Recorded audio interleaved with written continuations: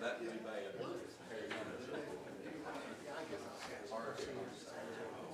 All right, guys, it's 5 o'clock.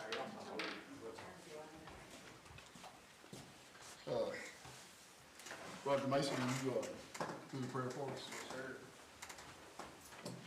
Let's pray. Heavenly Father, we thank you for this day and for all of our many blessings that you shower upon us each day. Father, we're grateful for everything that we have and for this opportunity that we've been given to come here tonight and conduct business for the county.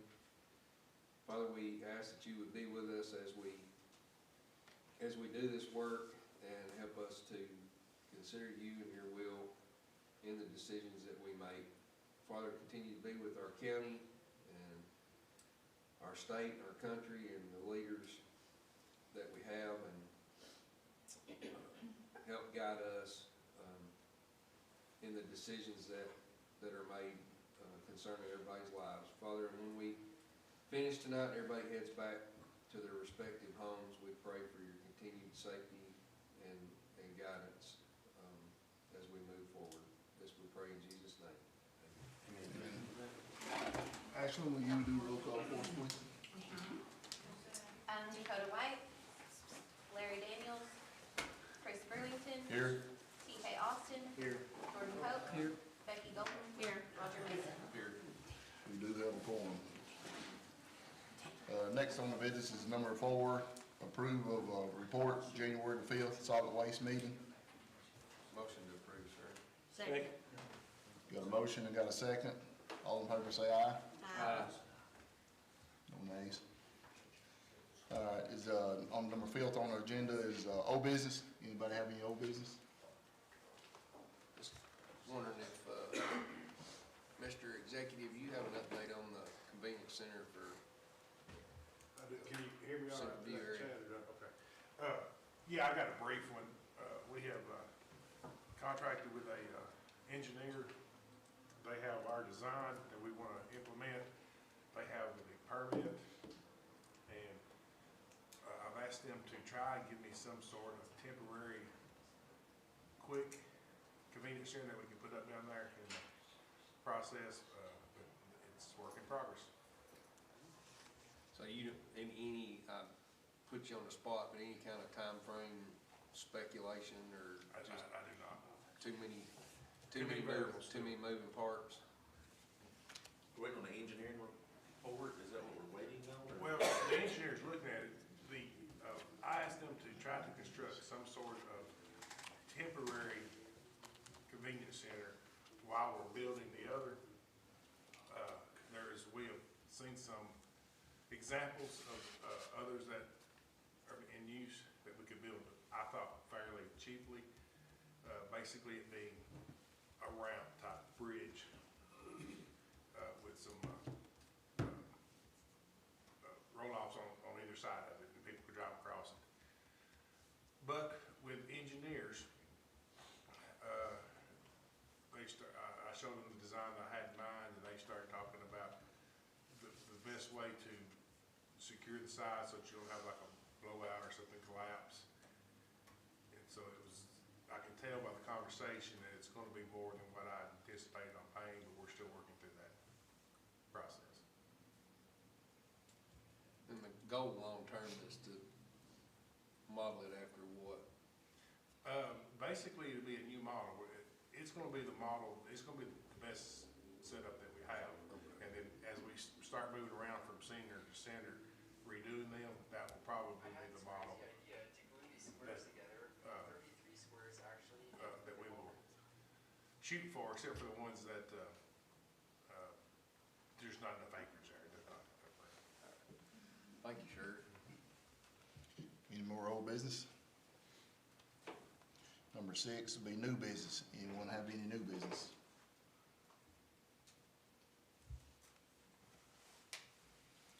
There's no new business right there. Is there anybody in the audience, any public comments that want to address the solid waste? I only have one question. Do anyone have to go with the engineer on the other side? Where the building is, I think it went pretty well. We've got, they presented us with the designs, the drawings. couple of little small changes that we asked for, and they're supposed to get back to us, so it's, What kind of expense is that gonna cost us? there wasn't an estimated expense on yet until we get it finalized. I'd be afraid to throw out a number, I really don't know. But before we do anything, that'll have to come through the committee. All right, is anybody else? I got one question. How do you get a permit when you don't have something drawn up and approved? There was a, Can you approve something you don't know what's built? can we address that? Yeah.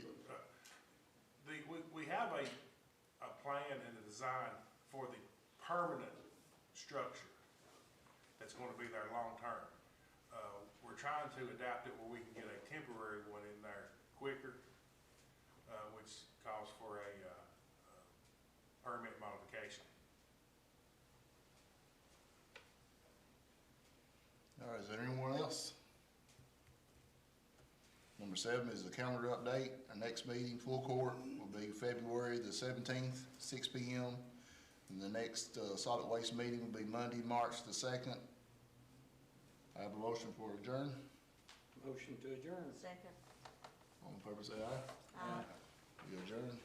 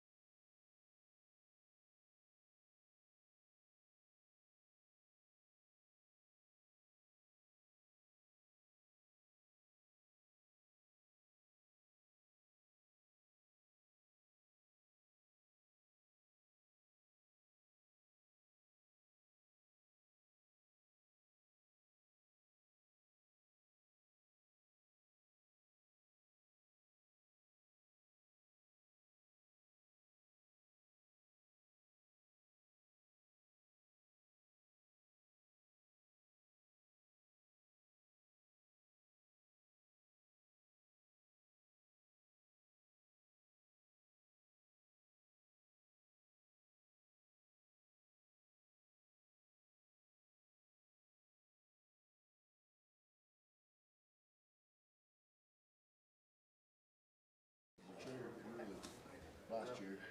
TK's the chairman. Oh, good. Chair. For some reason, I was thinking Dakota was, and he was going. TK. No, that was the Solid waste. solid waste. That's where you go. All right, we'll go ahead and call, steering committee A to order here.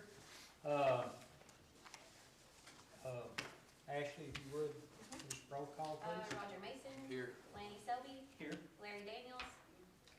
Chris Brewington. Here. Thomas Markison. Becky Golden. Here. TK Austin. Here. Another quorum.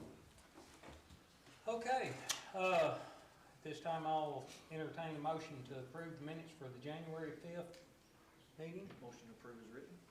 Second. Okay, we have a motion and a second. Is there any discussion? Hearing none, all in favor say aye. Aye. All opposed, motion carries. Okay, anyway, do you have an update on the Parks and Rec Director? I've spoken with HR today, actually, and we should have a name to submit to the commission for consideration at the February 17th meeting. Okay. Now then,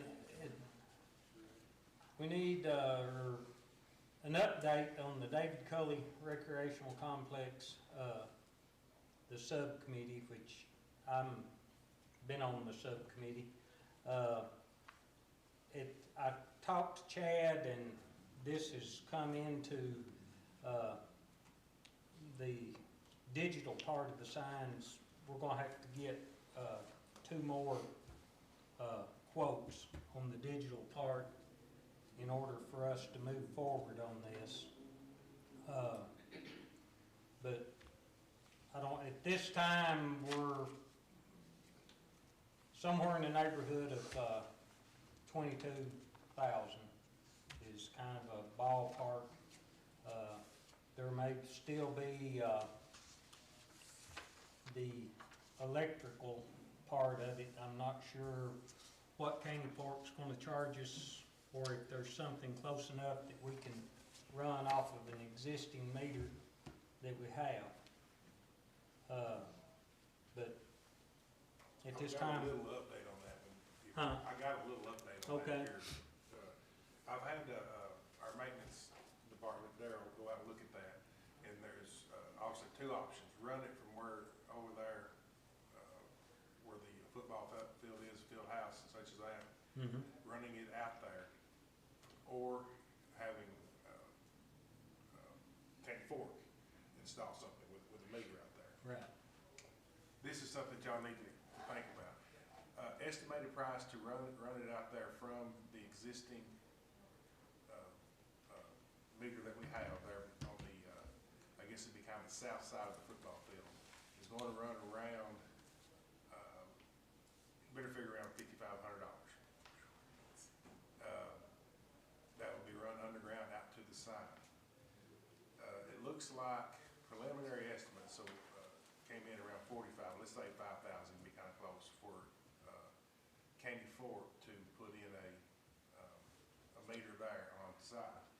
The only issue with that, there's gonna have to be a pole installed. So with, even though that route's a little bit cheaper, you're gonna have a pole sitting out there somewhere that could possibly be in the way. What did you say the meter was? Around 4,500. But I had Candy Fork being one, and then another person I was talking to about it, both suggested that we look at, they both said, why don't you get a solar power design out there? I haven't had time to look into that, I don't know what that costs, what that consists of, but that suggestion came up from two people that work in the power world, so I think that's something we may wanna just kind of peek at and see if that's even doable. But I don't have a cost to report to you on that, but, the big thing is, do you want a pole out there in that field somewhere? I don't think you'd really want it close to the sign, but if you move it out in the field, then it's probably in the way of something in the future. And then number two, think about the, solar. I guess from my standpoint, if you had to choose, if your only two options were run it from the field house out there or set another pole, I think we'd be better off to run it from what we've already got. I would agree. We've already got a meter there, and it, like you said, it may cost a little bit more, but it may not. Yeah, and the thing about doing it that way, when we come out, It's underground. we can set a meter up also, or not a meter, but a box, a connection on the north side of that football field, so that we'll start having some access to power out there, whereas if we put the pole out there and have the meter at the side, if we ever do anything else, we'd have to come back in the future. I think the right answer is to move it, unless the solar, It makes more sense. yeah, unless the solar does something, I don't know. And I don't know what kind of power, I know the original one and that number that TK threw out was about in the ballpark with that original quote that we got from the Lucas Phillips, for the LED board.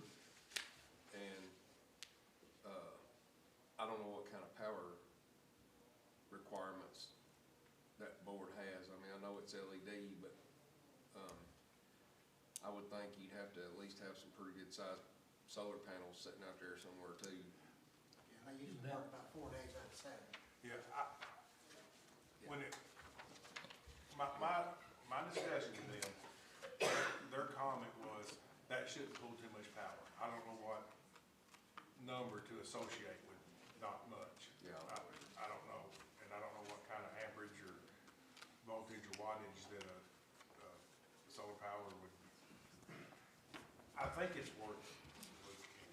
They have on call, but I think they have like a $49 monthly minimum fee to have a meter, I believe. Is the county considered commercial, or? I would Well, think come so. off an existing one. If you do the other one, I don't know so the extra $1,000 we spend to run it would be saved in the long run, I feel like, over a bill every month, a minimal payment bill. And it's more planning for the future that way too. All right. Is that something, that's something our guys can do. They could run it, yes. So let me ask you a question here. So if I'm not mistaken, the sign's gonna run from east to west, right? Instead of north to south. I went down and looked, and at the height that we're talking about putting it, if we turn it,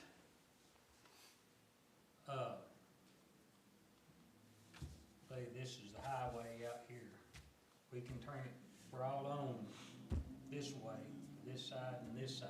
Right. And the sign's gonna be up here. The hill does come up, but it's gonna be high enough that Gotcha. it'll be able to be seen. That's what I like. And that way it Uh, don't, Too, Setting it back at an angle off on one side, that's, I mean, When we it went- works to see it from one direction. when I met the guy down there originally, when we were looking at doing this digital one, the sign that's there now, is in the state right of way. Right. So it's gotta be back. The right of way goes back. We had it measured out and stuff, and you're right, if you get it back a little bit farther and up on the hill a little bit more, then you can get it up where you can see it coming. The concern was being able to see it coming from the west side, but you can see it if you get it up there on that hill a little bit and get it out of the right of way. That's not, you can't see the one that's there now coming from the west. so the sign on top will be both sides, and then the digital sign will be just one side Yeah, pointing to the city. to the city. But that, I mean, that's just cost-wise, that's something, what we're putting up, we can come back and do another digital on the backside at a later date. It's just, we're running into such big expense here. Just for the record right there is, I think the digital sign needs to be on both sides, that way when you come from Smith or whatever, you can see it, or if you come from town that way. I don't That's know ju- what his I don't That's know just what- my opinion right yeah. there. And if it costs us extra $15,000-$20,000, It ain't gonna cost that much more. but it just looks weird to have two signs on top and then have one digital coming into town and you saying, oh, I can see it there, but if I'm coming from DeKalb County, I'm looking, don't see nothing. It's just, yeah. It's gonna cost double. We'll look into it, we'll get some more prices on, I mean, if we're gonna spend. for the price of the sign, we're gonna have to have another, Right. 2 more bids for the digital part. Because if we're gonna do this sign, let's just do it now, get it done, over with, and that way we ain't gotta worry about it another year or two down the road. The figure that you got, is that from the Phillips board, Yes. the one that you got there? Lucas Phillips, yes. Mhm. But it's not the same price it was last time. Probably a little more now. It's Oh, no, higher. yeah, and in 6 months, 9 months down the road, it's gonna be a little higher. And now, it Next month, is another year, it's gonna be higher. also, it is a bigger Yeah. Yeah, it is sign than bigger. the original one that he quoted. What was the reason? Something about the pixels. The smaller pixels, you have to have something bigger, and the bigger the sign, you get. Anyway, we ended up with a bigger sign than the It original. was actually cheaper, Well, the it was. way I And we're- understood him to say. We're also into a position now where,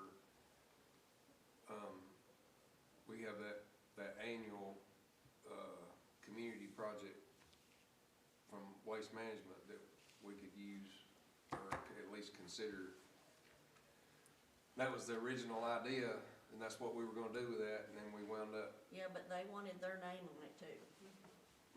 No, they didn't. Yes, they No, did. They did? Yes, he they told did. me he didn't want his Yeah, he name told me when we that. originally did it. Well, one said they didn't and one said they did. But, I mean, they made it, like I say, different people, different levels. Yeah. Mm-hmm.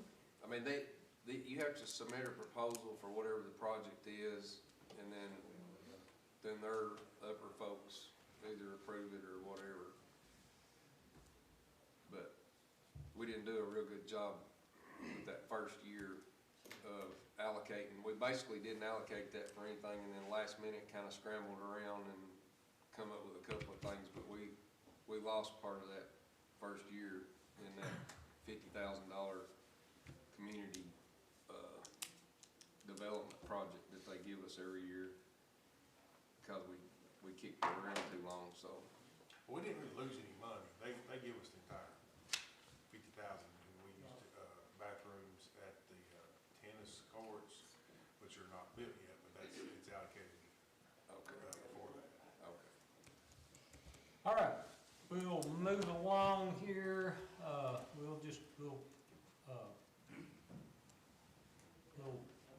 get together, the committee will get together whenever we get some prices here on that, and we'll go from there. We'll be back to the next meeting.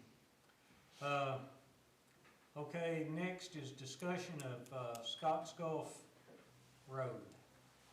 I'll start that, Mr. Chairman, if you don't mind. All right? I addressed y'all last month about the offer from the state about paving, the Scotts Gulf Road for the first 2 miles, and the state paving the second 2 miles. It's basically like a 50-50 split. We had some discussion about it, and, we asked that we bring the state in to do a little bit of talking about what their mindset was and what they're looking at. So I talked to Stuart Carroll, who's gonna come up and talk to y'all a little bit. But there was a couple of questions about nobody living on that road. But this is an investment in the future of our community, especially in the tourism realm. I think it's something that we should consider, especially,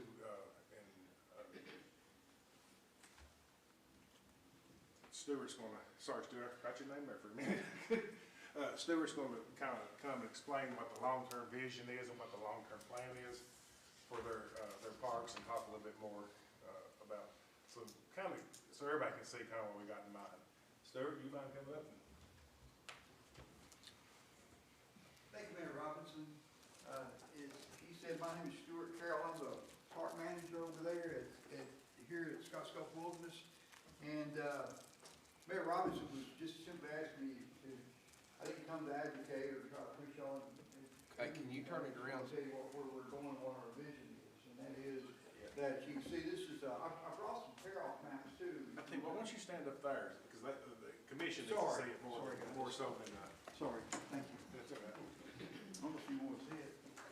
You're used to talking to a group. Yeah. Is this gonna be okay right here? Yeah, that'd be fine. Okay. Well, of course, the park itself, as many of you know, the core of the park is Virgin Falls, and it's been a public area since 1970.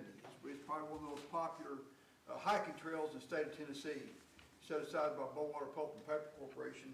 We came in, State Parks did, probably 10 years ago, partially because it had gotten so popular that we were getting quite a few lost people and quite a few injuries up there, and they wanted us to come in and try to see if we could both help the local search and rescue and folks like that, the rescue squads, the EMS, and the sheriff to reduce the number of lost and injured people, and we did. And at the same time, we saw state park status. Now, the model of this state park is not going to be anything like Fall Creek Falls, where you've got lots of resort facilities, you've got cabins, you've got a golf course, you've got restaurants, you've got all that stuff going on up there. The model of this park is going to be where you emphasize and utilize the local infrastructure, because White County has a lot going on for it. It's got lots of great places to eat, it's got a golf course, it's got lots of Airbnbs, it could use another hotel, it's got a hotel, it's got a lot of infrastructure here. So the idea is that this park is going to be a fraction of the manpower and the cost of a place like Fall Creek Falls, but it is going to build upon the resources that you've already got here in the county. So we don't know where the visitor center is going to be at this point. That conversation is still ongoing. The tower's up above me. But we do know that many of y'all been out to Dog Cove. You've seen the Beecher Wallace homestead. That's where our administrative offices are going to be. There's going to be a nice maintenance building built out there. We're going to put some real nice restrooms at Mitchell Ford. That's one that Mayor Robinson has been pivotal in last few years, helping us to do something with that. It's not anywhere near completion, but we are gonna put some really nice restrooms and gonna finish the facilities out there at Mitchell Ford. We're gonna put here, if you've all been in off of Eastland Road and driven under the 2 miles to Scotts Gulf to the parking lot here at Virgin Falls, the conversation has come up to pave that. That's county road there. It's county road all the way down to Scott Cemetery, which is about 4 miles. There is an in-holding here, we'll say that we do have some private folks that live there. It was the old Frank Smith property. Now it's owned by 9 different folks. I think the Frank Smith heirs have sold off to some other folks.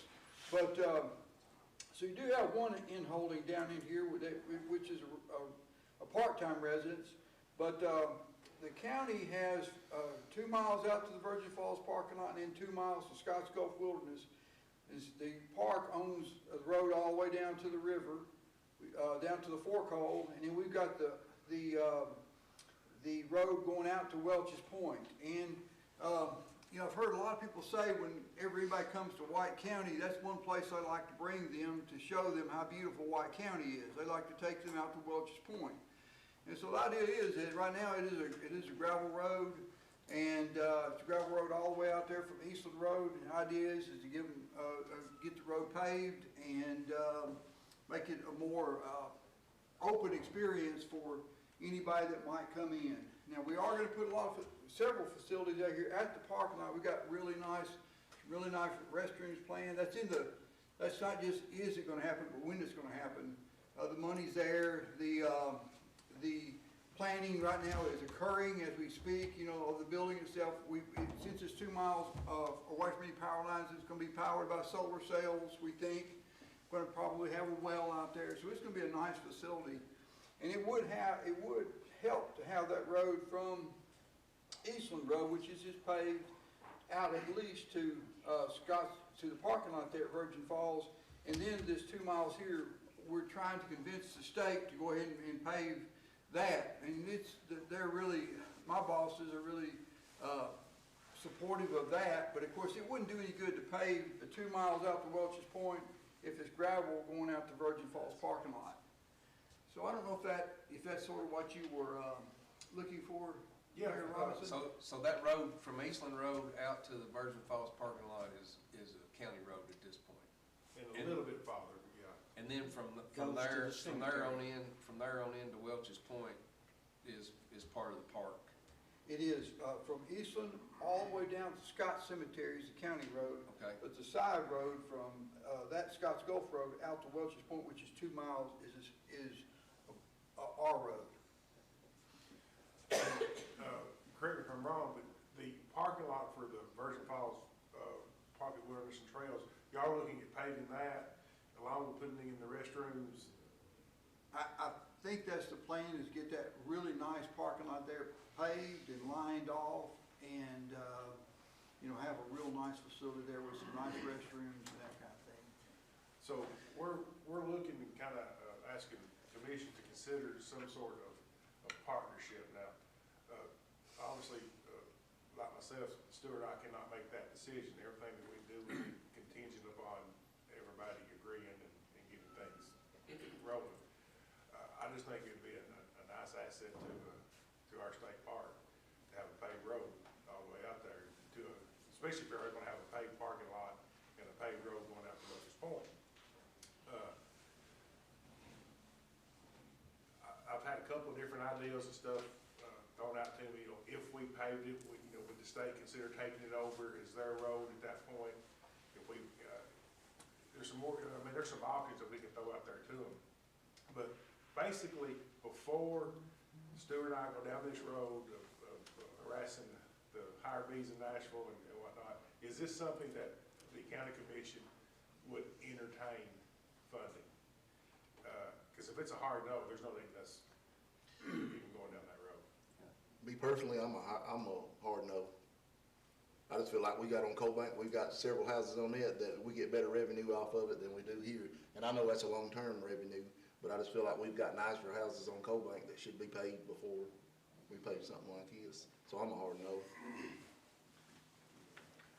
I'm not necessarily a hard no, but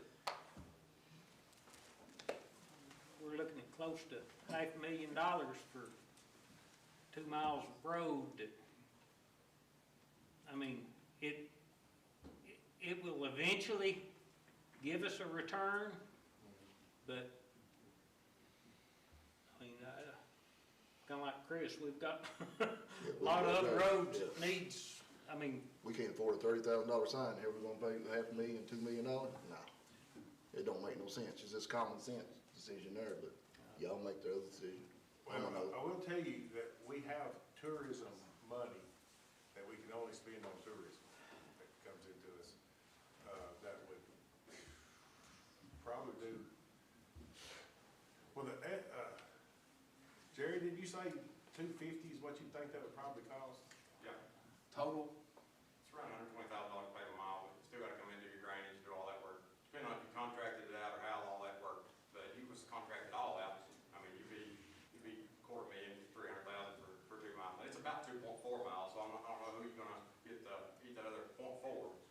There's 4.4 miles there, so I don't know who's gonna eat that other 0.4, but you gotta take that into account as well, so. Well, you don't know what, I mean, at this point, you don't know what the state would be willing to do or not do. Well, what we know now is they want to pave the 2 miles going out to Wiltshire Point. But there's no need, They're not gonna pave it if we don't pave the, if we don't, I mean, if you gotta drive on a gravel road for 2 miles to get to a paved road, they're not gonna pave that yeah, last 2 miles. that's exactly. Well, it seems to me they've already got the funding to pay 4 miles, they've got the funding for the Wilson's Point Road, and they wanna match us the other 2 miles, won't let us pay our 4 miles, and then come up with the money to do their other Wilson's Point Road or whatever down the road. I mean, they've already got the funding locked in 4 miles, just go ahead and pay it. How much tourism money do we have? Probably get us around 150. That's 1 mile.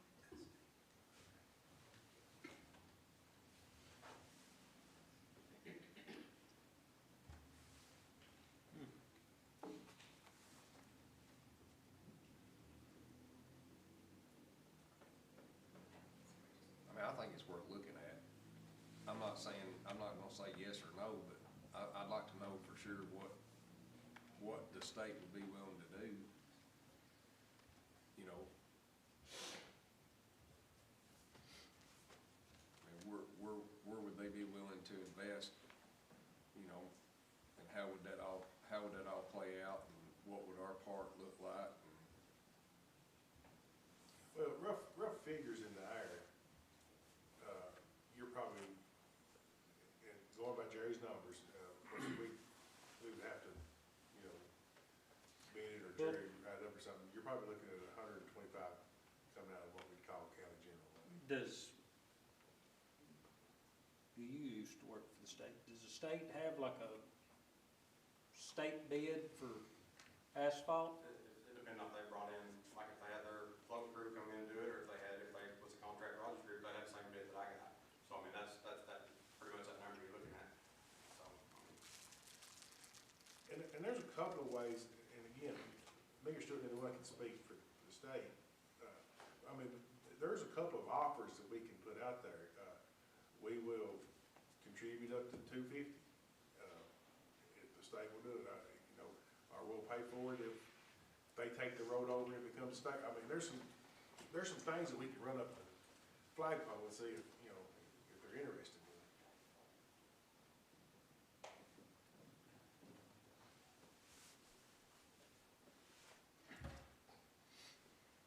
No,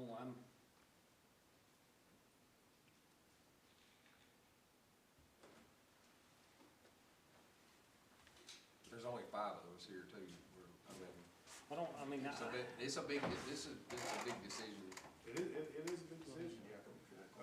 I will say that this money wouldn't be coming out of Jerry's budget, so you don't have to worry about it being something that you can't pay, that you had to. So I can only pay 4 or 5 miles a year anyway, so. Well, if, I don't know, I guess let's look into it. I mean, don't cost nothing to look into it. Can I add one thing, please? Yes, sir. That is, that gravel roads still cost money to maintain. It may, it may not show up in the budget, but when you start looking at, the dozer work or the grader work, and you start looking at gravel and things of that nature, it does cost money. And another return that you get on paving is the fact that you should be able to walk away if it's properly crowned and ditched and laid in. You should be able to walk away from it for around 5 years, and not, is that about, you should be able to walk around for 5 years, so, and not really have to come back except to cut trees off. But, Roughly, yeah. So but my argument against it was you're driving over 7 miles of terrible road to get to that brand new road. Because Leeseland Road needs to be paved with something terrible, and the last bid I had on it was $2.5 million. So, I mean, that's my argument. That's the I mean, problem. That doesn't have anything to do with you, but I just think we have, if it's tourism money, that's the only place we can spend it, then I can get behind that. But if it's other, just tax dollars behind it, then I think, we can put it towards paving other higher volume roads. That's just my 2 cents. What was the deal with the one going down to Kane Hollow? Who did that road? I think we did. Is that right? We did. Yeah. Yeah, we did. Yeah, it was before my time, but yeah. The county did it? And that's turned into be a great investment. We've got 4 outfitters right now there right now. Uh-huh. Yeah, because I remember when it was sketchy. It was sketchy, yeah. It was sketchy going down in there, and it's super nice now. Did the Corps of Engineers give any on that? That's what I wondered. I didn't know if that Did was they a, give anything like? The Corps of Engineers didn't give anything to the road. They did kind of like what this offer is here. You build a road, we'll put in infrastructure and stuff. They built pavilions and shelters. Matter of fact, I met with them just this past week. They're looking at maybe a couple more. They wish they'd done more when they was doing it. 2 big parking lots, lights. Can I ask a question? Is it all right if I ask a question? Yes, go ahead. I'm kind of like Jerry. I live on Bottom Mountain, and yes, that would be awesome if we can afford to do that. That would be awesome. I go to Wilson Point all the time. I'm over there all the time. But we got roads up on Bonner Mountain. Cold Bank, they're building brand new houses out through there, and it's all gravel. It needs to be paved. Eastern Road, like he said, needs to be paved. They paved part of Cold Bank Road, they didn't finish paving the rest of it. And there was roads up there on the mountain, back roads that I live on, that ain't got lines painted on them. And when it's foggy as crap up there, you can't see. It's dangerous. There's been a lot of wrecks up there on account of people can't see in the fog. Because there ain't no reflectors on the roads, there ain't no lines on the road. Now, if we want to spend some money, let's spend the money wisely, and let's think about the people in White County, and think about the safety of the people in White County, and get the roads that need to be fixed first before we tackle something like this. Well, the money that we're talking about right now is tourism money. We couldn't go pave Cold Bank Road with that money. Well, I understand that.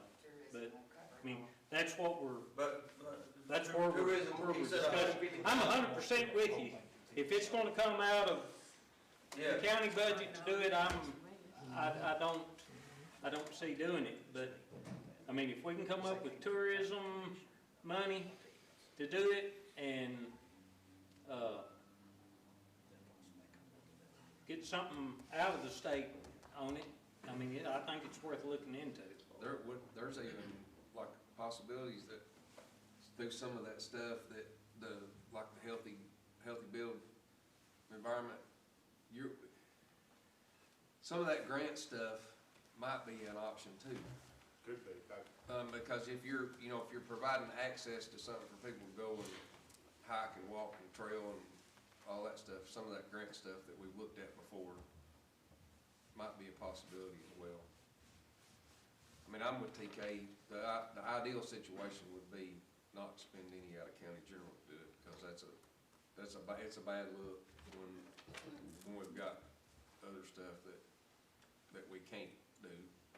Is that tourism money every year, 150 or 125? It's available every year. We don't get it every year. Okay.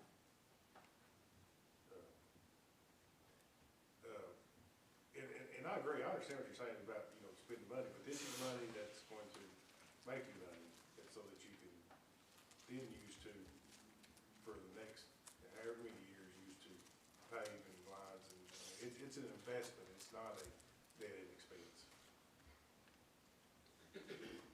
Chairman, can I say something? Yeah.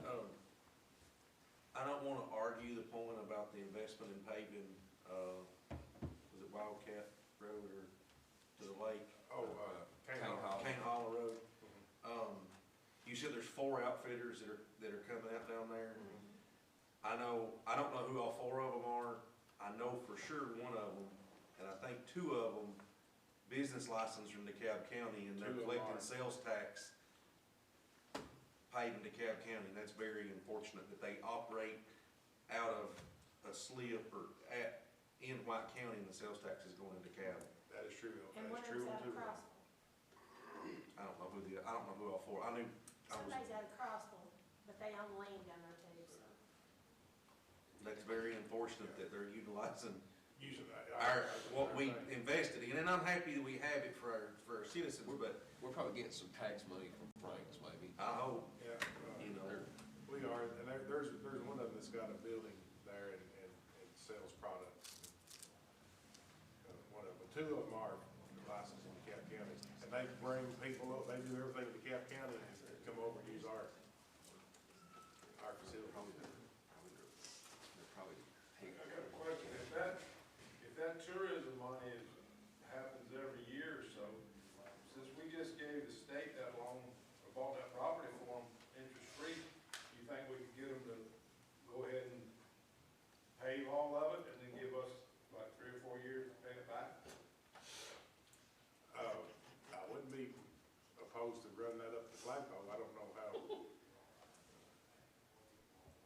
yeah, we did, that's a good point. We did buy the Rock House property. We gave them something for free, let them reciprocate that back. You're not dealing with the same entity, but It's a park, so it's still the state.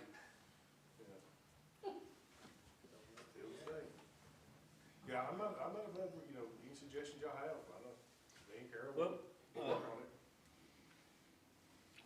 I say we like move forward and look at the options on it.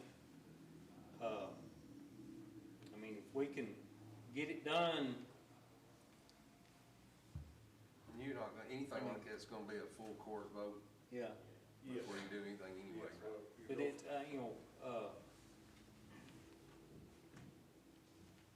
How soon are you looking to do this? Me or? Yeah, if the state does it, how soon are you looking to do it? In which aspect? Paving these roads. That's totally up in the air.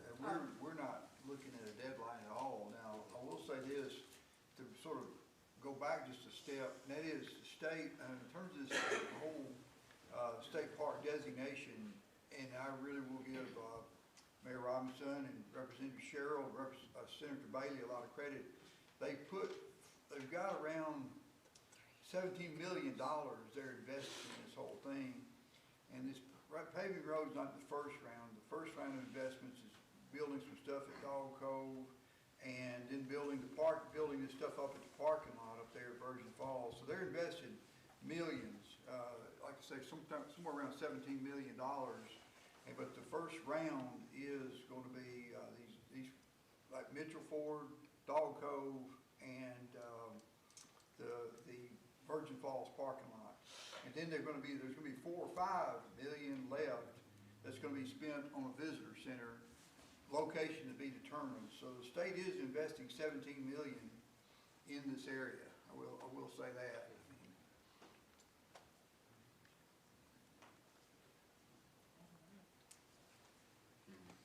I still say no. I just don't think it's gonna go. We're gonna waste all this time looking into it right there we got a little big fish to fry, still this. But I'm just one vote. I would like to see us pursue it a little further and see what we've got. I mean, if the the state would do it and let us pay them back, that, you know, out of, you know, tourism funds or whatever, I mean, that would, but I would be willing to, I wouldn't, very little money, if any, out of county general would I be wanting to put into it. I mean, we've got other roads and other things that we need to do. So But it would like to- if there's some sort of deal that me and Stuart can work out, Bring it maybe- back. it maybe involves some more tourism money or tourism money over 2 or 3 years. Cause I don't know that y'all get, even if we agreed on something tonight, it would probably be the next fiscal year before anything got going anyway. Or the next. It took 2 years to get the 20 acres back, so I'm out.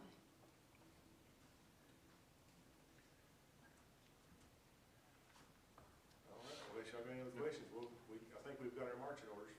Yep. Well, I want So to thank move y'all, forward and see what we can come up with. and I want to thank Mayor Robinson for inviting me tonight. I want to thank y'all for letting me share a few ideas. Thank you very much. Thank you. I've got a few tear-off maps. If anyone wants a map of the park, I've dropped some tear-offs. And if you want to take one home with you. All right, this time we'll move on to old business. Is there any old business? Any new business? Anyone from the audience like to address steering committee A?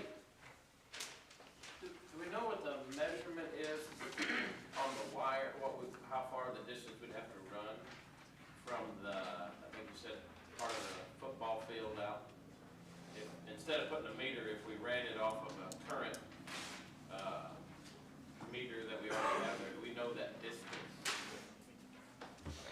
Yes, I don't remember what he said it was, 1,500 foot or something. How much?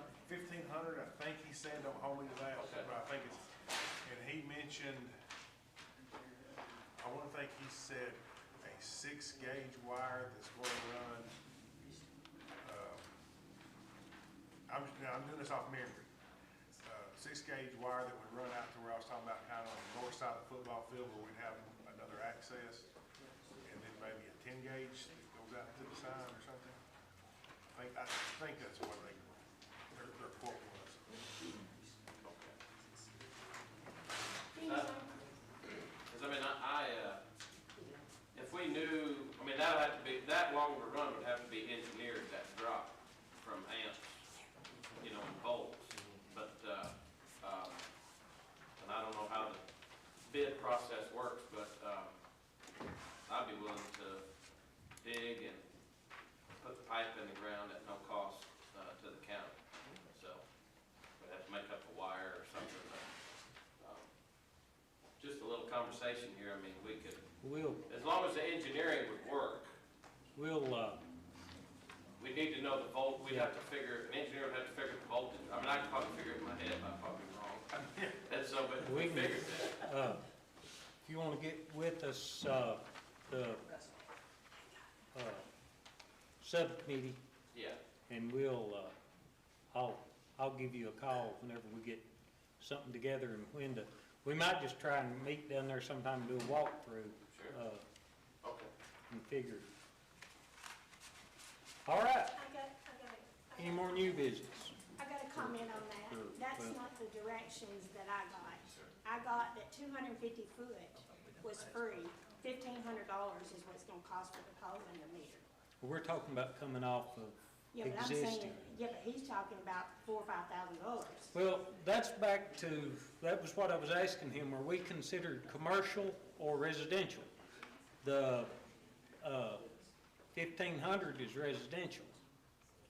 And I'm just telling you what I was I told. know that, well, And 250 is free, 250 foot. We can run it off of the storage building over. all right. I'm just telling you what I was told. Speaking on your subcommittee, Huh. I would like to be off the the subcommittee, please. Okay. You've got all the information. I don't care to give it to you. I don't want any part of it. Yep, I'm the same way. I don't. I'm tired of, you have a meeting, and you come up with things in the meeting, and then you leave the meeting, and then everything, I mean, it'd been nice if you called and said, hey, we're gonna do this different, or we're gonna do this. But I mean, when I left that meeting, it was, this one's gonna do this one's gonna do this, and I don't Well, want any part of that. we did do that. We've got numbers, but I have since talked to Chad, and we're gonna have to get a bid And that's fine. because of the price of that, the digital sign. Plus I won't have time come March, Yeah. so. All right, I mean, that's fine. I agree with her too. I want off of it because I don't see spending Okay. this kind of money. I All think right. it's just ridiculous. You still in, Chris? I'm in, Okay. I'm in. Me and you, and you wanna be on the committee? Is the Lefwich gentleman, is he, Huh? is the Lefwich gentleman? He was here at the meeting. Yeah, he was at the meeting, he's on there, so that'll still be enough to do what we need to do. Hmm, Yeah, Yeah, he yeah, said he- Emery. Yeah. Is on the committee. So that'll be me and Yeah, Chris. I'm gonna be spending every night at the ball field starting Okay, March 1st, so. I appreciate your service. Just give us all that information I'll that you get have all in of your it. book I'll before get you all go. of And then James Lethwich will still be on. All right. Anybody else want to address the committee? I have one more question for Okay. Deputy Robinson, sorry. On the, Parks and Rec, you said that there's a potential approved applicant that would be submitted. Would that be for full court this month? Is that what you That's what he said? said. And Yes, for the the plan. 17th. Okay. And are rejection letters going out to the applicants that applied that I'm that just were not plainly moved. chosen? Don't know, but I was letting HR handle all that. I was trying to get No, thank you. safe political distance from that. Okay. Let them go, deal with the state, let them pick who they thought was the appropriate person. I had two reach out to me, two of my constituents that said they'd applied for the job and didn't hear anything at all, and they didn't, I have what I guess was posted on the website, but it doesn't say anything about the qualifications. Like it says essential functions, like the job duties, but it didn't say qualifications required, and they didn't know if they met the qualifications or not, so both of them had asked me, so I thought I would ask. I'll see what I can find out. Okay, thank you. All right. This is your calendar update. Tuesday, February 17th will be the next full court, and Monday, March 2nd will be the next steering aid committee meeting. This time I'll entertain a motion to adjourn. Have a motion? Second. Second. All in favor say aye. Aye.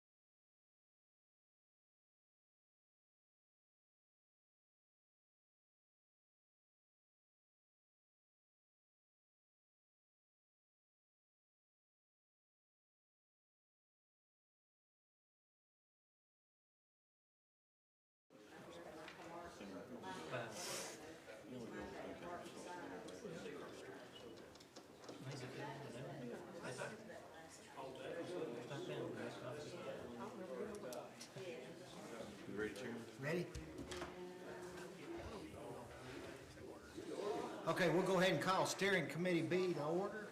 Roll call, please. Kane Rogers. Here. Dakota White. Kyle Goff. Here. David Cranford. Here. Jordan Cook. Here. Robert McCormick. Here. Derek Hudson. Here. You have a quorum. Thank you. Okay, item 3, approval of the January 5th, 2026 steering committee B meeting. Make a motion to Second. We have a motion and a second. Any discussion? Hearing none. All in favor? Aye. Any opposed? Okay. They are approved. Do we have anybody that has any information on the storage building for circuit court clerk? How's that come along? We do not, there's not an update on that, we just need to keep it on there. Okay. Meet with the guy that lives in the building. All righty. And we'll move on to, update on Rollins Sawmill. Do we have any information? That's still in the bid process. New information on that? We're still working on the bid. Working on the Bid. bid? Bid process. Okay. All righty. Then we'll move on to old business. Do we have any old business?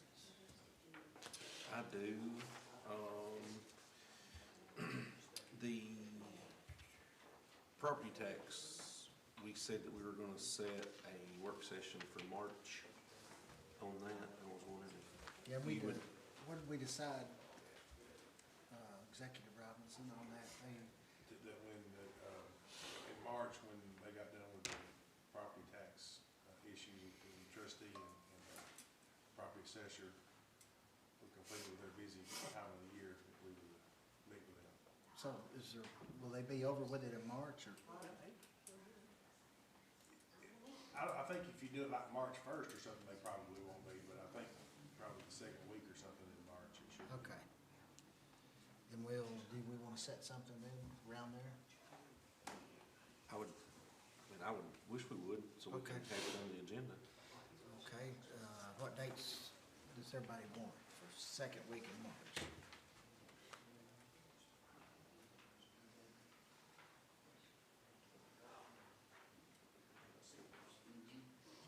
I'll find a date I'm out of town.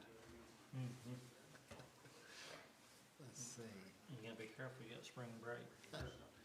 Yeah, that's right in there too, isn't it?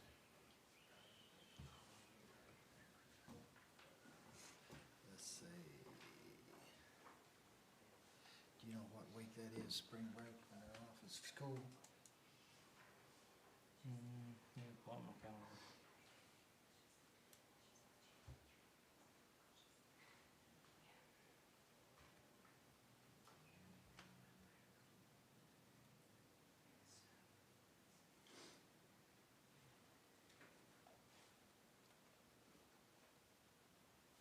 We can't do it the 9th through the 11th. I'll be out of town. Okay, well, that's spring break week, Okay. 9th through 13th. And then the Could we following- could we do it after full court on the 16th? Would that make, there you go, since we're already here? Yeah, There you go. that'd be Yeah, great, let's we're do already that. here. Okay. And we'll set that up immediately after.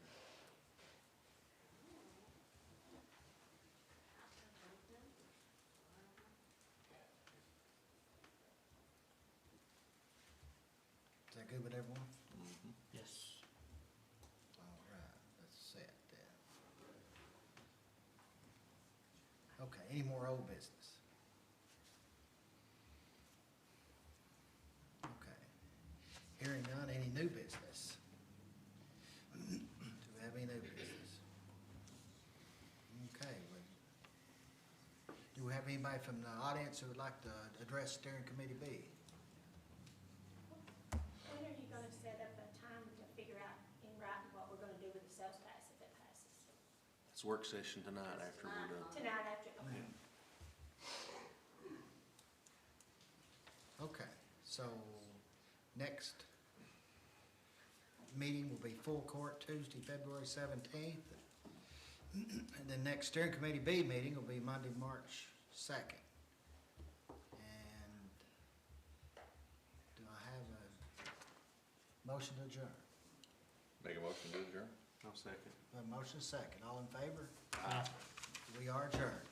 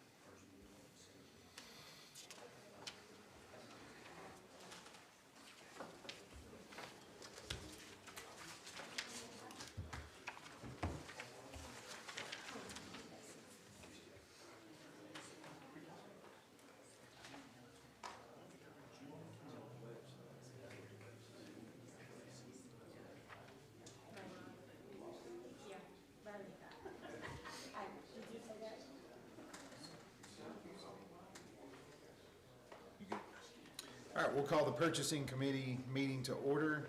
We'll start with a roll call. Commissioner Goff is here. Commissioner Austin? Here. Executive Robinson? Here. Commissioner Hutchins? Here. All right, Director Markham, if you'll let the minutes show everyone is present, we do have a quorum. I'd entertain a motion for approval of the minutes from the November 17th meeting. So moved. Second. Have a motion and a second. Any discussion? All in favor say aye. Aye. Any opposed? All right, minutes are approved. We have one procurement process to review. That is a request for bids for solid waste compactors. Director Markham, you care to give us a rundown of those? Sure, thank you, Mr. Chairman. This is a request for bids for solid waste compactors. This is part of the grant that we received through the state for this purchase specifically, as well as some additional, that grant will also fund some additional upgrades at a couple of our sites. We received four bids that were properly submitted, ranging in price from $150,009.60 to $199,200. We reviewed the low bidder at $150,009.60, found that it was non-compliant with the specifications in the Google Doc drive that we shared with you guys. We showed the areas that those were non-responsive, or excuse me, that was non-compliant. The next bidder, second high bidder at $162,112 was compliant with the bid specifications we supplied in the RFB, and so that is who we're recommending that the bid be awarded to. That is within the grant budget, so. Okay, we've heard an explanation. Fleet Genius of North Carolina. How much was the grant?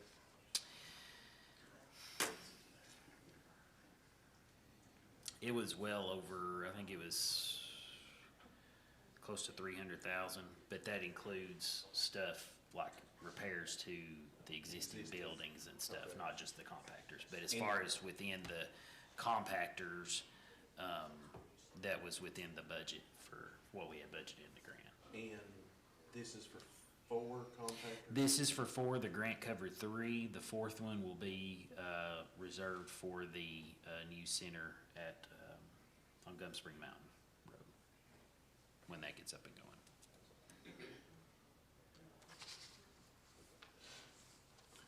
Okay, I'd entertain a motion to approve. So moved. Second. Have a motion and a second. Any discussion or additional questions for Director Markham? Yeah, so what about the ones that we're replacing? Are we moving those to facilities that do not have one? Is that what our plan is, or? We'll repurpose those, mainly parts and stuff, as our other ones deteriorate. Those were some of our newer ones. So they will go, if nothing else, they'll go to replace ones that are kind of on their last leg at the other centers. So yeah, we'll repurpose those. All right, thank you, Director Markham. All in favor say aye. Aye. Any opposed? Okay, RFB is approved. We'll move on to old business. Any old business come before the purchasing committee? Any new business? Anyone from the public like to address purchasing committee?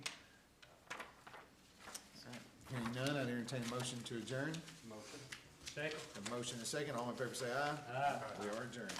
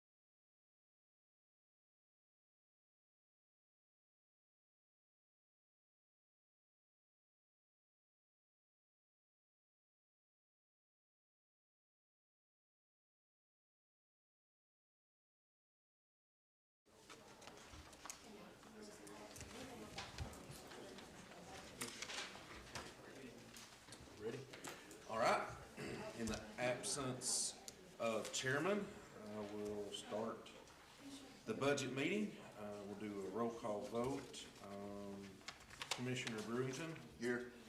Commissioner McCormick? Here. Executive Robinson? Here. And Catchings myself is here. We do have a quorum. Let's see, I'll entertain a motion to approve the minutes from the January 5th meeting. Motion, Mr. Chairman. Second. Have a motion properly second. We have any discussion? All in favor? Aye. Any opposed? All right, motion carries. Number 3, fiscal year 2026 budget amendments. This is general fund that will go to the commission. Director Markham for an explanation, if you would, please. Thank you, Mr. Vice Chairman. This is a budget amendment that would transfer funds out of the county general fund to the general capital projects fund. This is for cash flow purposes only. So you'll note that this is a amendment to move the money out of the general fund and into the capital projects fund, but there's not one for the capital projects fund to appropriate the money. In that fund, we are funding the 4 utility district, all those projects. Some of those utility districts have multiple projects going on. A couple of them are finished or nearing completion. And then we're also funding the construction of the new health department. All of those have grant dollars tied up in them, and significant amount of grant dollars tied up in them. And we are waiting, we're having to wait on reimbursements from the state, and those aren't coming in at the clip that we would like for them to, in order to keep our contractors paid and moving along. On the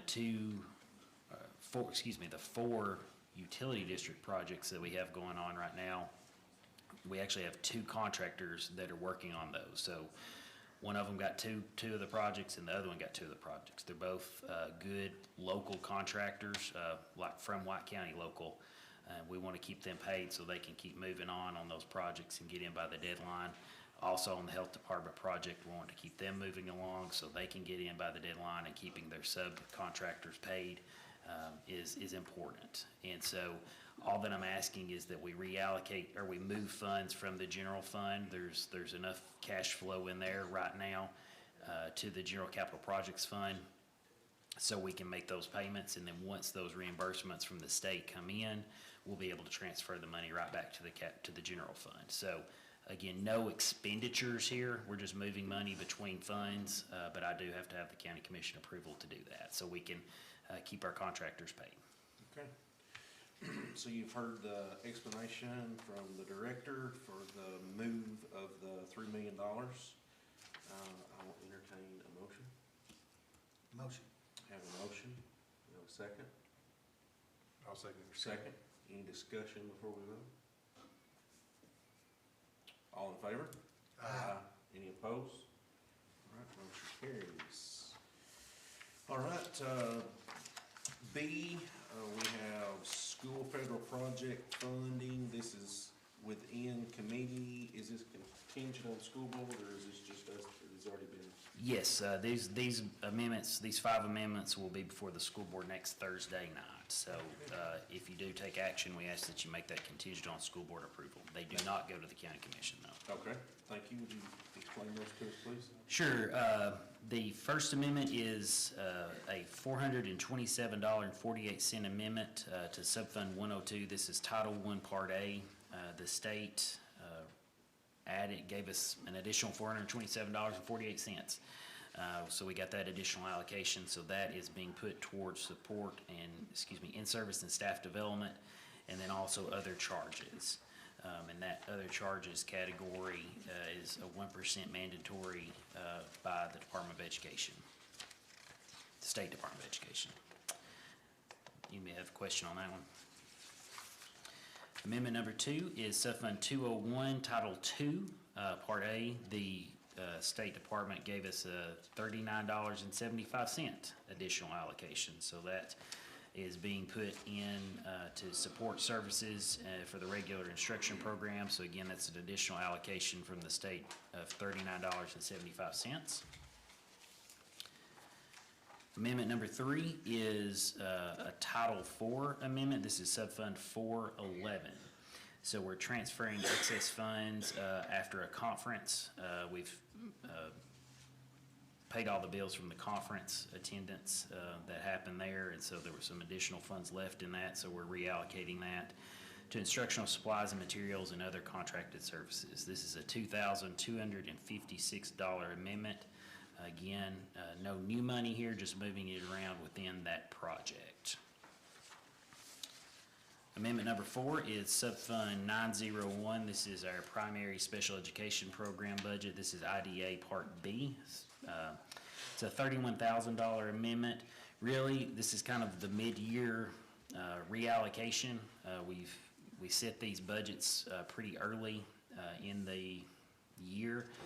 They get sent into the state in the spring. So like last spring, these got sent into the state and it goes through a whole process. And so by the time that we actually start school and start some of these expenditures, some things change. And so this is a mid-year reallocation here. You'll see that those funds are being moved from some funds being moved from in-service staff development to special education equipment, to evaluation and testing, instructional supplies and materials. So really just kind of a cleanup and reallocation within the year to better match what our expenditures for that program are. And then finally, amendment number 5 is Subfund 801. This is the Carl Perkins Basic Grant. This is our primary our primary federal career technical education program funding. This is a $6,251 amendment. We're moving money out of the software line after we've purchased the software needed for the career technical education program through this grant, moving that into instructional supplies and materials and then the other category. So that's a $6,251 amendment just to reallocate it within the grant budget. And that is all the amendments, Mr. Chairman. All right, we have an explanation. I would entertain a motion to approve all 5 fundings contingent on school board approval. Motion. Motion, do I have a second? Second. Any discussion? All right, all in favor? Aye. Any opposed? Motion carries, all right. Old business. Do we have any old business? Do we have any new business? I would like to bring up one thing under new business. I had sent an email to the budget committee. Director Markham sends out our profit and loss or financials, if you will, basically every month from the previous month in our full court packet. I would like to incorporate that into our budget meeting, just a quick review of that. I think it would be helpful for me. I don't know if nobody else agrees, then we won't do it. I think it would be good to have a quick review of our income and expenditures, just to highlight from the departments, from Chad, as to over previous years, if we're on track, above or below. I think that would be helpful, especially leading up to the budget process. If we're agreeable with that, I think it would be good to start that in March. Would you care to put that on the agenda this month? Thank you. Sorry, excuse me. You gonna make it? Give me a drink of water. All right, no other new business? Hey, I just got a quick question out there. So, Dwayne, let me ask you a question. On this engineering, what we spend a year on engineering? Oh, geez, I would have to get back with you on that. I don't know. Okay, I was curious. Are you talking about the realm of just the whole county or? Yeah, the whole county, whether it be the health department or whatever, you know. I was curious if it would be, you know, that's just something that we need to put in a full-time position, because.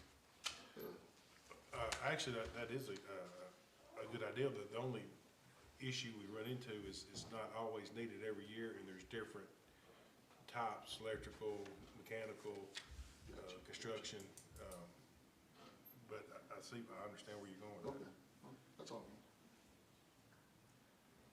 Along kind of along that same line of hiring, I would like to discuss the bid the bidding process for the, mowing that we do. I like to see what the expenditures specifically are for that line item before we bid that out, and, with the Parks and Rec director, if a maintenance department would be feasible under that director's leadership to possibly the county take over the mowing, if we could save any, or if it's better to, I'd just like to analyze that. Sounds good. I like it. Anything else from the committee? Anybody from the audience like to address the What kind of salary is Parks and Rec director? the 40 to 50,000 is what the ad listed, is that correct? I'm correct, at 40 to 50,000? It'll probably be. I'm sure it'll be on the higher side of that to hire somebody that with qualifications. They need to make sure they know how to program that digital sign if you're gonna get the digital sign. I think one of the requirements is a college degree. I don't think Yeah. you program a They know how to digital do that. sign. Any other comments? Yes, sir. Just to touch on that, Parks and Rec guy.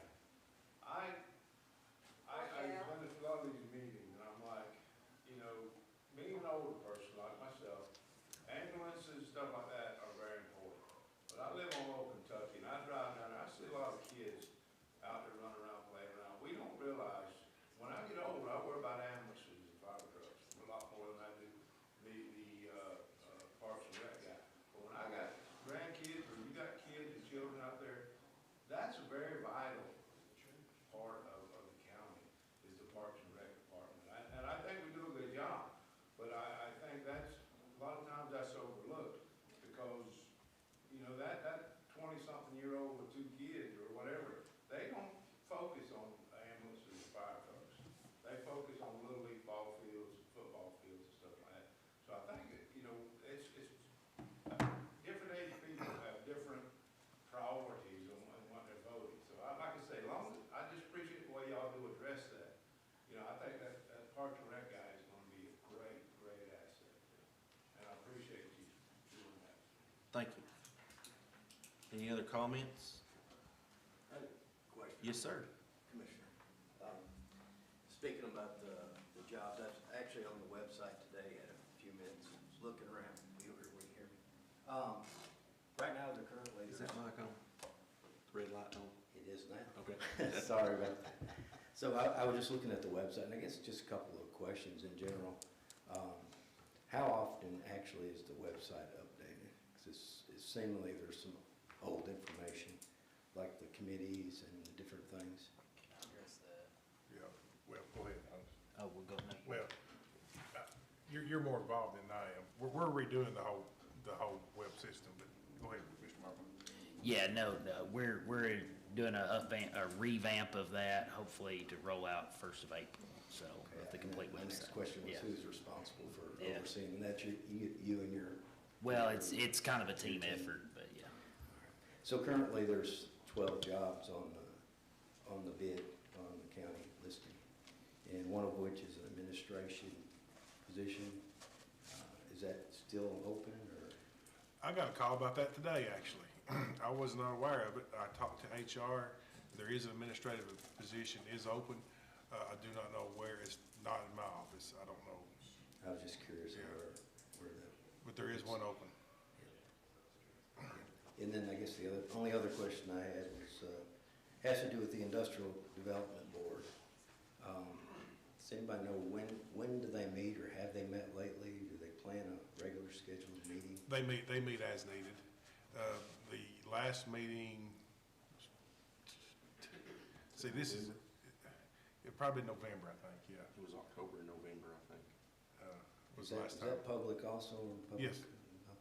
I missed that somewhere. I'd like to, how does that communicated, basically? It's newspaper, basically. I can, if you'll call me or something tomorrow, or something, I'll put you on, make sure that you're notified when it's happening. That'd be great. I'd be interested in sitting in on this meeting, for sure. Thank you. But let me know tomorrow, or something, give me a shout. Thank you. Any other questions or comments? Hearing none, I'll entertain a motion to adjourn. Motion. Second. Motion and a second. All in favor? Aye. We are adjourned.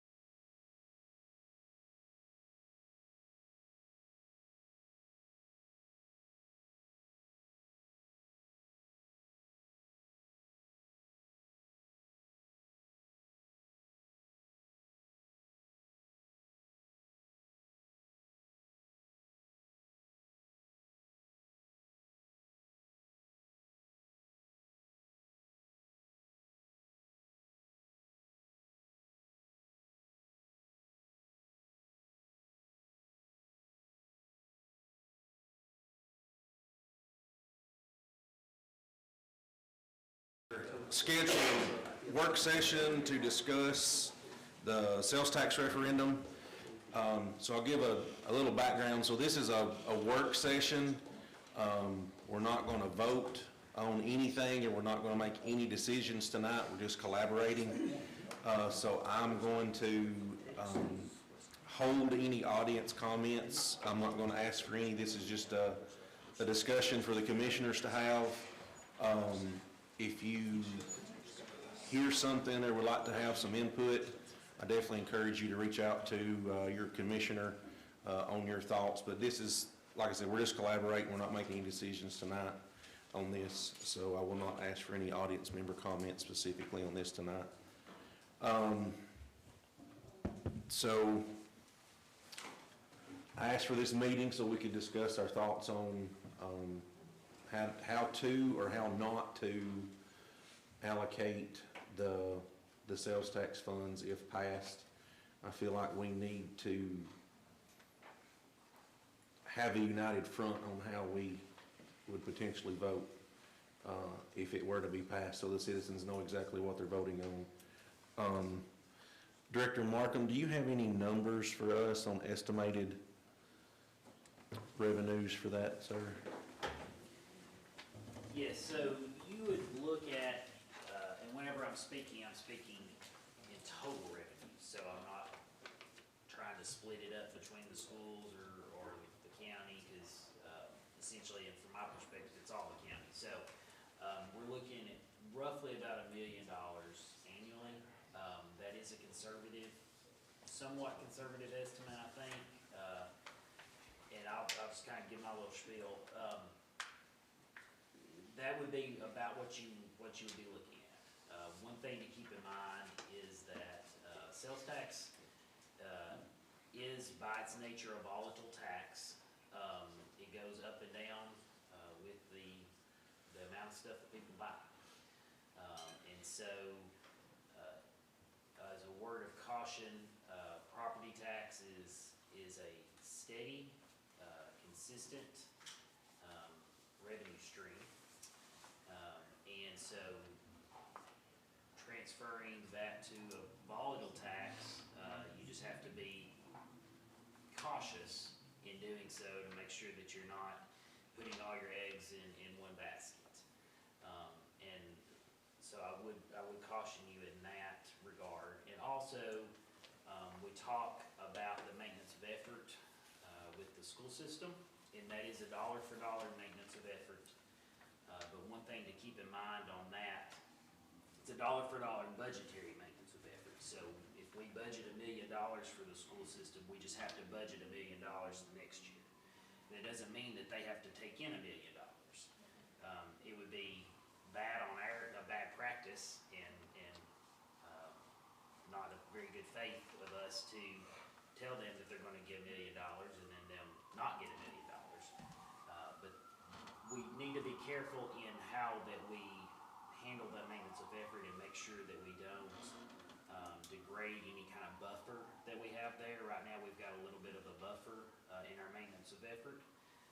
And that is because if sales tax falls off, because that is what it is funded with, then we don't have to make up that difference. There has been some bills come before the General Assembly last year, as a matter of fact, didn't make it into law, but because so many counties have transferred so much sales tax revenue into the school system and pulled back on that property tax, that lots of times they're not meeting the revenue projections that they are setting in their budget. And so there was a law presented, or a bill presented, that would have made the county make up that difference. Right now, that's not the case, but we are in a position where we don't run that way. And so I would just caution the county commission to be cognizant of that maintenance of effort requirement whenever you do start moving around pennies and dollars and cents. But,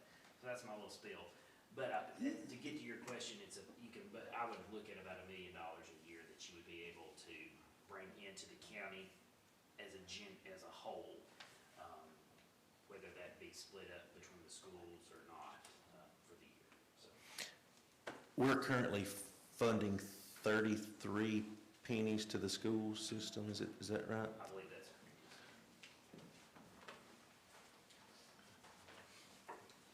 right. And this budget cycle, we reduced the property tax pennies by 3, is that right? Because the sales tax revenue was a little bit slightly higher than what we had anticipated on that? Okay. Because it was 30, was it 35 or 36? 36. Thank you. Does everyone understand what he's talking about? I'm sure we do, but for the audience,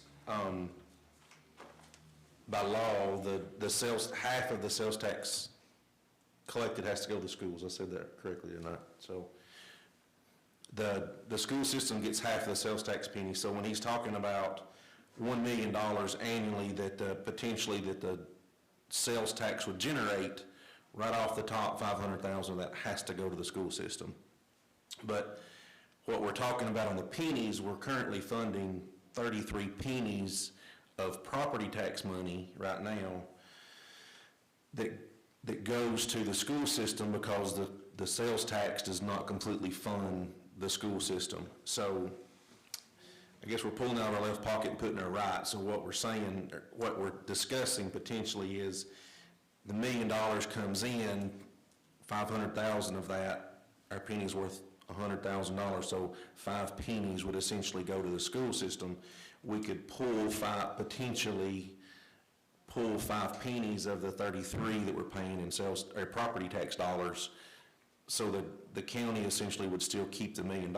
But as Director Markham explained, you don't wanna, we're estimating $1 million, if it comes in at 900,000, then we've shorted the school system. That's what he's explaining.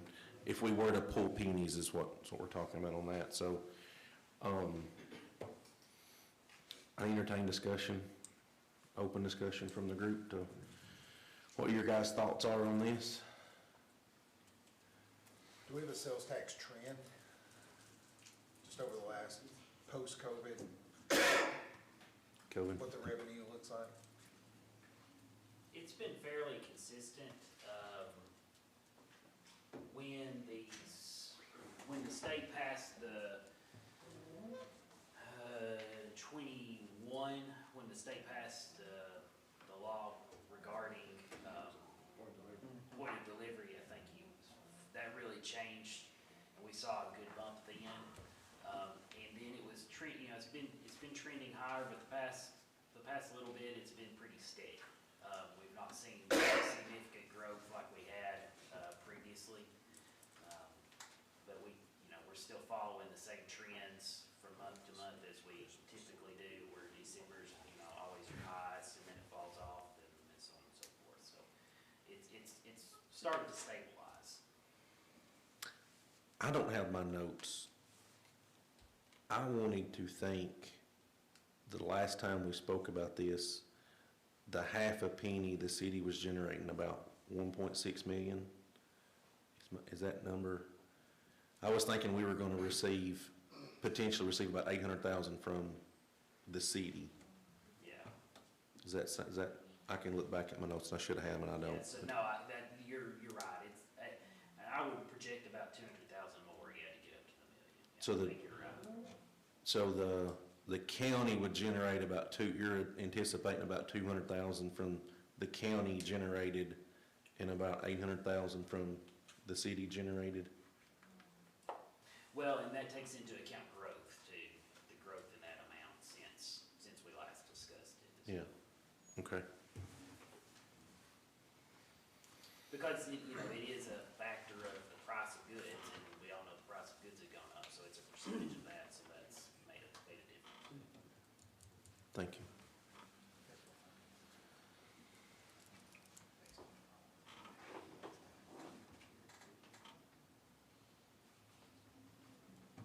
Any other thoughts? I know that we've talked about reducing property tax with part of this money, but we need to be careful about how much of that we take away from property tax, simply because you have employees that are still gonna want a raise again this year.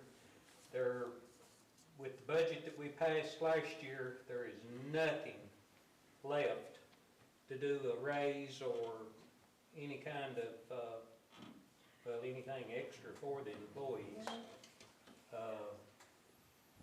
So that needs to be took into consideration too. Absolutely, I totally agree. What's the current pitfall for will tax to insurance? I want to say 200,000. Is it more than that? I knew it was significant. Or 4? They say it generates about $1 million, and it's about 1.4. Maybe, is that right? Sorry, Chad. Yeah. Seems like I remember us talking about the budget session is about 1.4. Does that sound? Is that about what?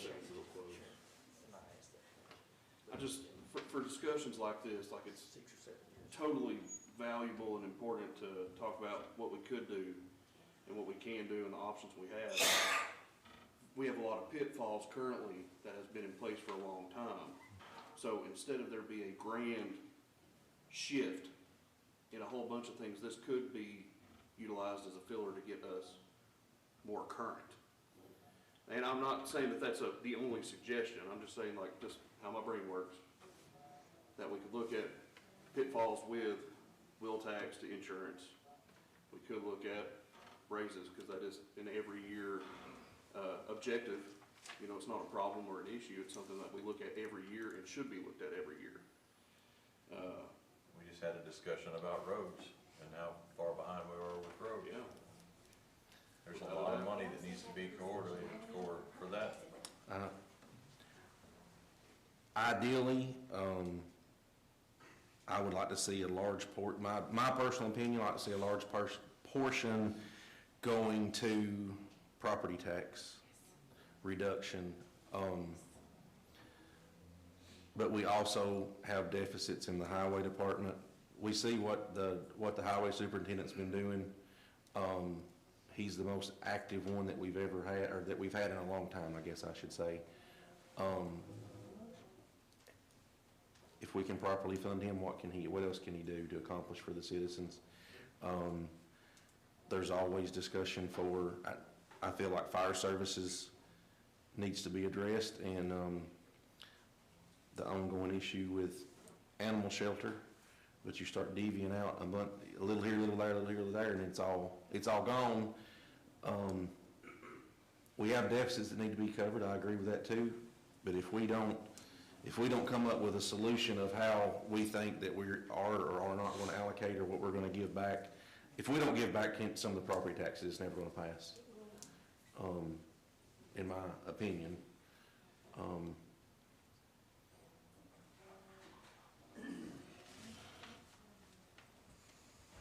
feel like at least half of it needs to be reverted to property tax decrease.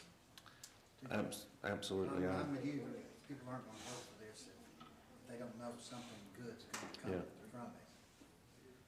So, just taking a different approach.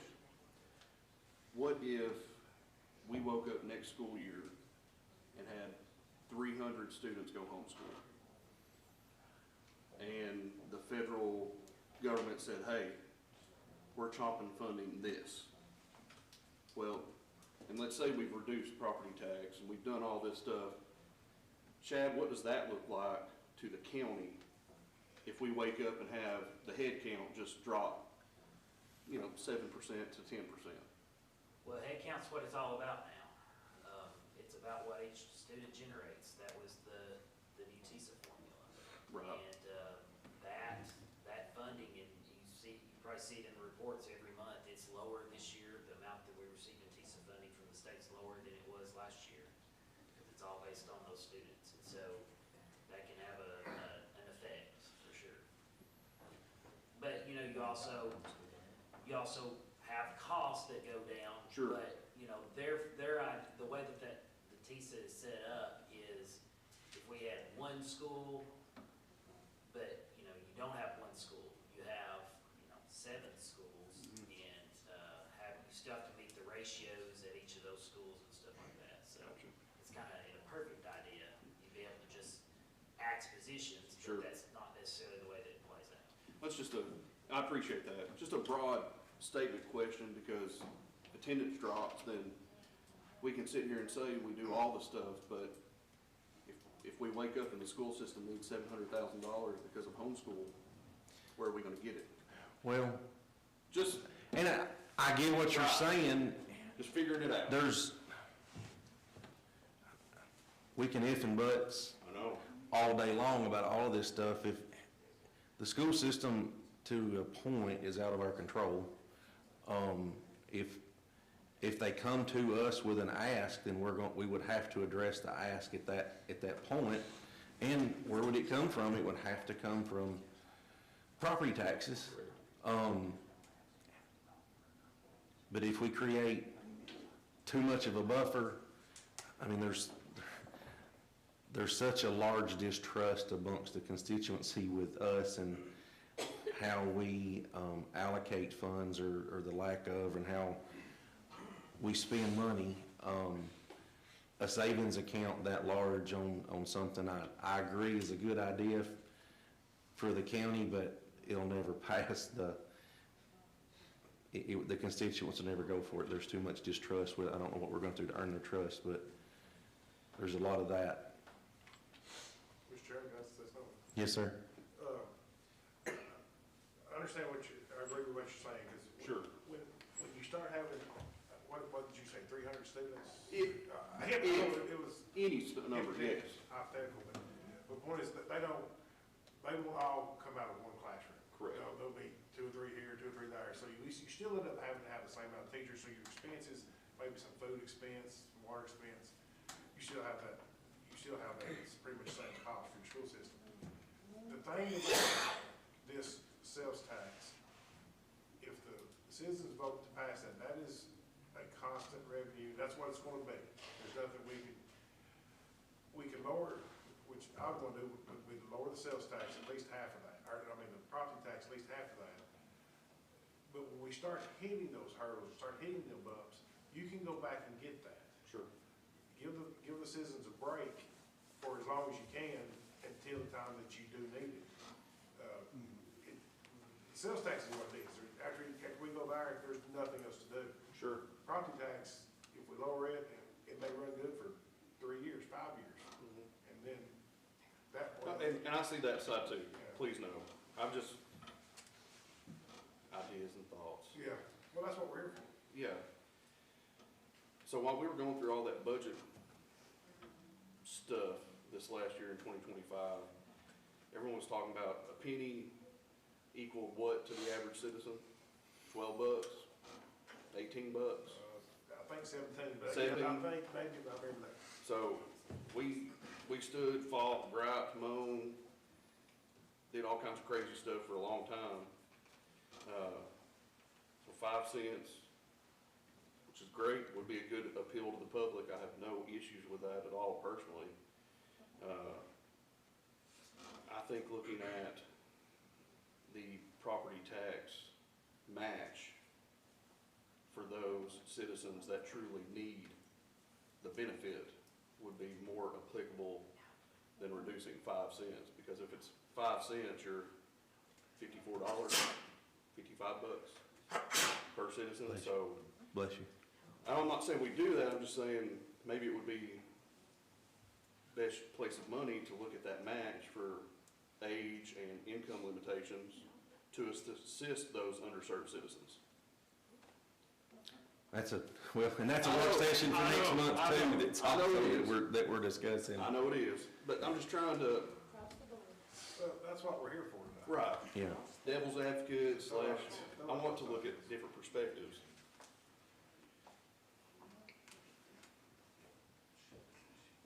Commissioner Goff, you want to say something? No, we have a whole nother budget cycle we're not refunding property tax, right? I mean, this year's fiscal year 26 is done. So is this just an omen that we will not exceed 136 in the fiscal year 27 budget cycle? We won't exceed $1.36. Is that what we're telling the citizens? That's what I'm trying to, yes, that's what I'm trying to get. No matter what they ask from any department, or no matter what we see come along the way, if this passes, 136 is our cap. Is our cap for, that's 5 cents, so Yeah, hypothetically. is it 5 cents, is it 4, is it 8, is it, what is the consensus from us that we will all agree on, and us that are running for re-election are gonna be out talking to the people, that we can all have a united answer and say this is, as the commission now, that's what we'll vote on. Nobody has any control over who will be here in 27 to vote for the budget process at that time. That's all. We can only commit to one more budget cycle if this passes. But yeah, what's the number? Is it? And I agree, I think $1 million is very conservative from the numbers that we had previously had. Commissioner Rogers?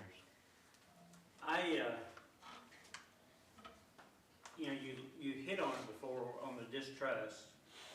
My thing is you can't, even if we put together a motion and we were gonna do this, the only really way to bind us is in the budget resolutions, really. We can't bind the commissioners to vote a certain way on a future resolution.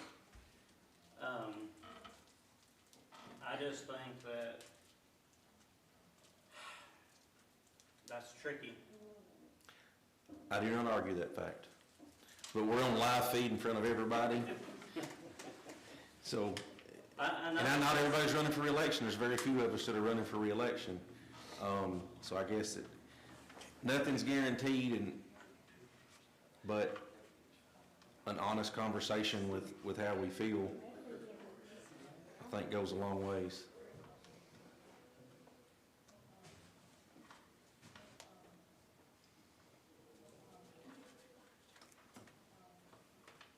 So I hit on a few other things. Would the focus strictly be on property, or is there any other discussion from other things that we think are important that should be or could be funded that we think that are important and potentially help this pass? I think COLA is important to the employee. What is? The COLA. COLA? Yeah, I think that's very important.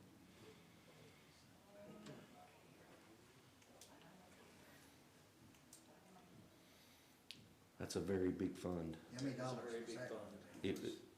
It's what, 8 million, 7? It was, 7 million? the COLA, if we entertain COLA, I think that would be all of this and then some. That's something that needs to be looked at. It was, It's like you're- Director when you're- Markham, do you get a raise. remember that COLA catch-up was, Yeah, I think it was, well, based on last year, I think it was $500,000 or $600,000 a year for 10 years. yeah, But it's over a time period. over, yeah, still 600,000 a year for 10 years. That would basically, Do you care to Never just, wipe it out. real quick, like explain what we're talking about? sure, Just real, you don't have to. the COLA is the employee, I guess, Director Markham, I guess, would you explain it's the Yeah, so. retirement fund, if you will? Yeah, they're retired, TCRS, so right now, if somebody retires with 30 years of service and their TCRS benefit is $500 a month, then they get $500 a month for the rest of their life. The COLA, which the state has, and so most other political subdivision agencies have it, is every year there's an increase in that. So, you know, if you've been retired for 30 years, you're still drawing the same amount that you draw when you retire if you come from White County, but if you retire from another county, then you've got that COLA every year, so. Cost of living increase on your retirement Yes, funds. yeah, that's what the COLA is. I've been in that, see, come July 1, I'll get a raise. Whereas the county employee will never get a raise. But I know that's a lot of money, and I understand that. I think we should just look at current pitfalls Okay. instead of reducing revenue. We got what we got. But just look at funds, that buckets are only getting filled up so much percentage, and then property taxes having to fill it the rest of the way. Like, we could look at COLA, could look at the insurance premiums for the employees, if we want to be employee focused. You know, I don't know, but just my opinion.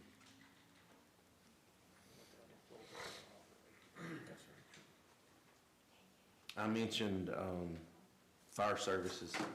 Is there any interest in potentially, you're saying shortfalls, that's Commissioner White's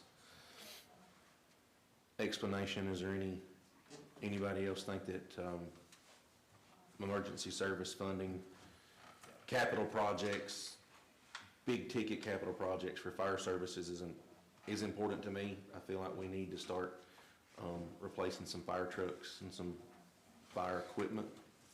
That's important to me. Who's my number 2 behind COLA? That's my number. if we're looking at doing the fire, we either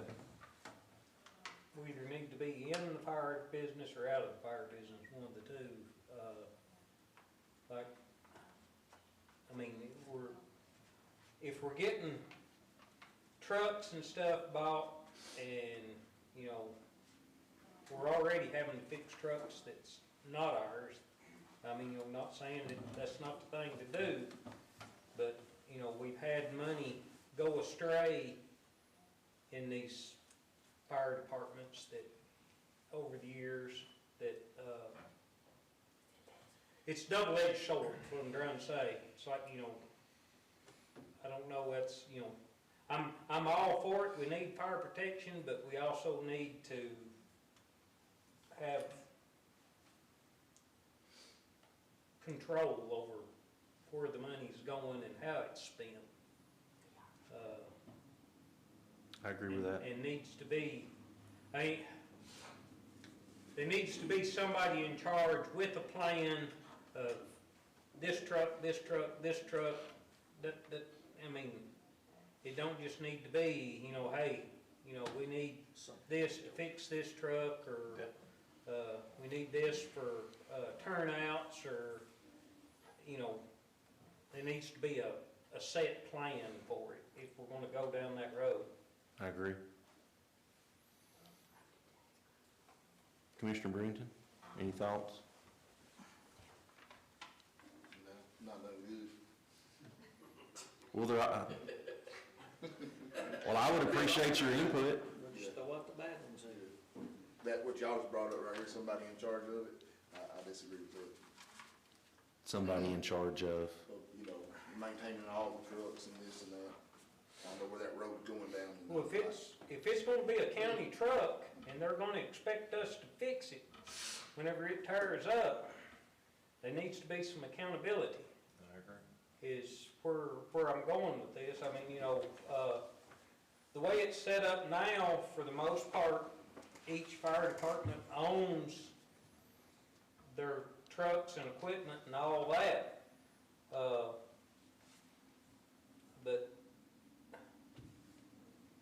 I don't, we're getting to the point that, you know, the volunteer deal's just not, I mean, not that we can do anything better than a volunteer thing, but I mean, there needs to be some accountability of where this money's going, how it's spent, and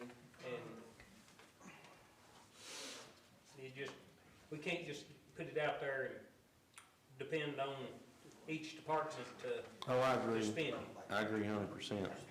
It's, our fire trucks are 25 years old, basically all of them, at least, and a used fire truck is $400,000+. I don't think they can flip enough eggs and sausage and biscuits to buy a $450,000 fire truck. It's just. And it's all coming. And it's all coming, and it's, I feel like our fire service is our next landfill problem. The landfill, it got way behind for a long time, and I think our emergency service, our fire service is right there with it, and we're already behind the gun on it. I feel like we need to try to start trying to catch up. That's my opinion. That's not the wheel. I don't care if we allocate, I don't care how we do it, if just what we all will agree on that we can give United Front, that we can put out there so the citizens know if they vote this in, this is where it's gonna be, and they can choose to or not to vote for it. But I feel like we need to put something out there to them that they know how we plan to spend or not to spend the funds, so they can choose to get behind it or not. And it's gonna have to be pretty quick. 2.5 months is early voting. It is, pretty quick. I don't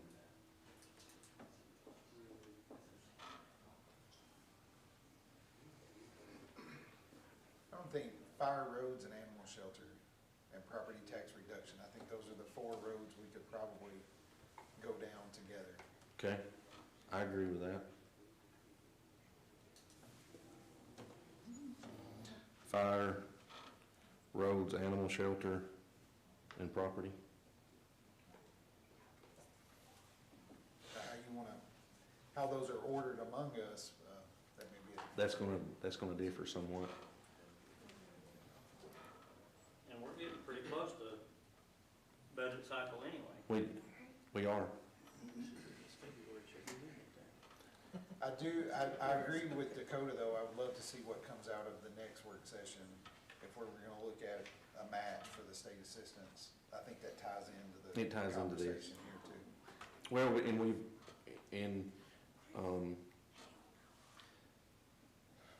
we have some solid waste funds potentially, or that are gonna be coming from host fees, tipping fees, or from that. But we've also lost some, we will be losing funding that we were collecting on the $5 fee from the city side too. So I think that will be $150,000 deficit for next year's budget that we will not. 15%'s already gone, Yeah. even if it passes. Yeah. So we have to make that up.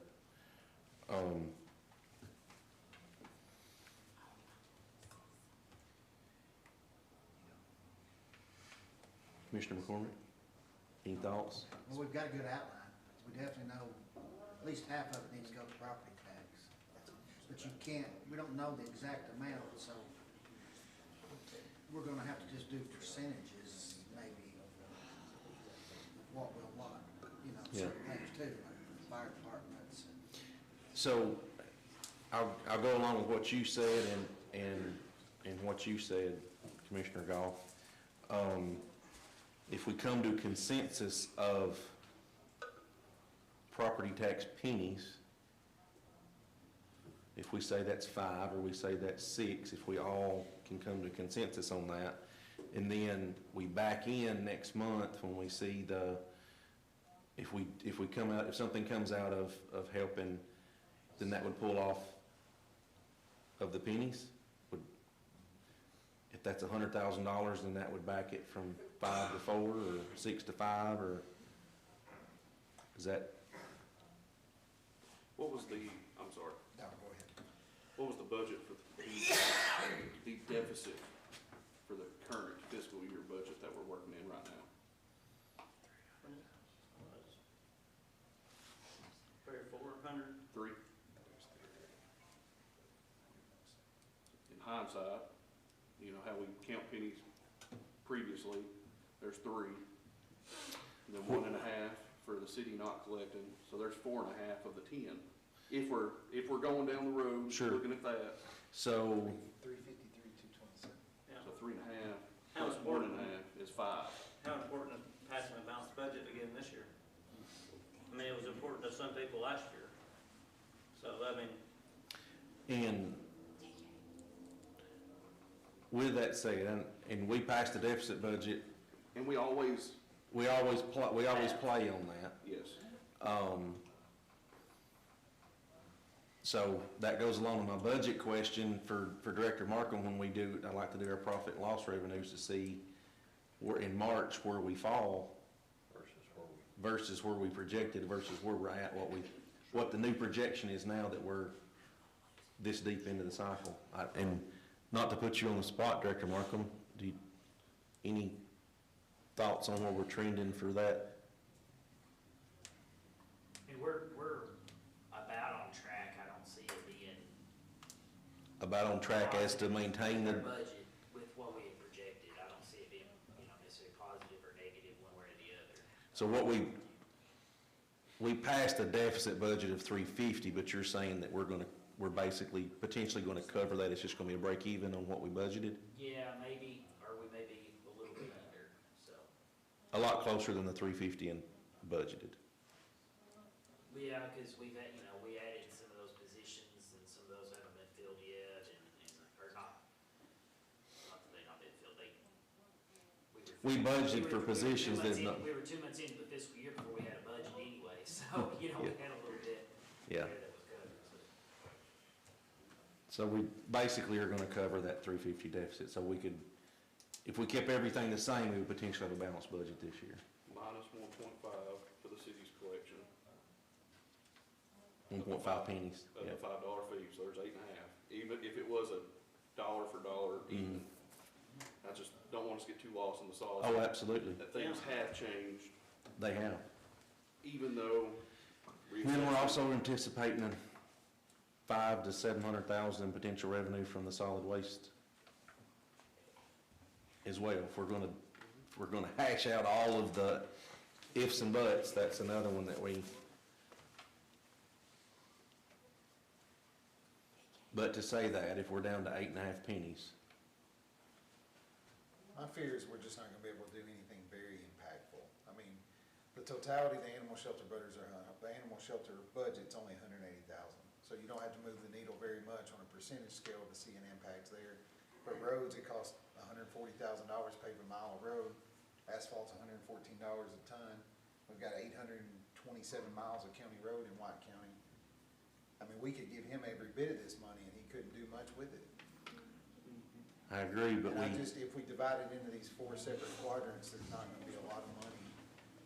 I agree. So is it, It's not a bam, hey, this is an easy choice. It's Right. gotta be a It's little- not. But we can't keep kicking the can down the road on all these other issues. We've got things that need to be money and need to be addressed. And there's some valid reasons, the emergency services, the roads, the animal shelter. They all gotta take it sooner or later. I mean, we've gotta deal with them. And It's not like the money's just gonna magically appear. it's not, and I'm for a little bit of the funds going to the animal shelter as well, but we go back, I kind of piggyback off of what Commissioner Austin said about the fire money, that we have to know where the funds are going and what they're going to be allocated to, and a big thing with us in the animal shelter is, do we have a shelter or do we have animal control, and what is that going to be, and Budget item says animal control. Don't say anything about animal shelter.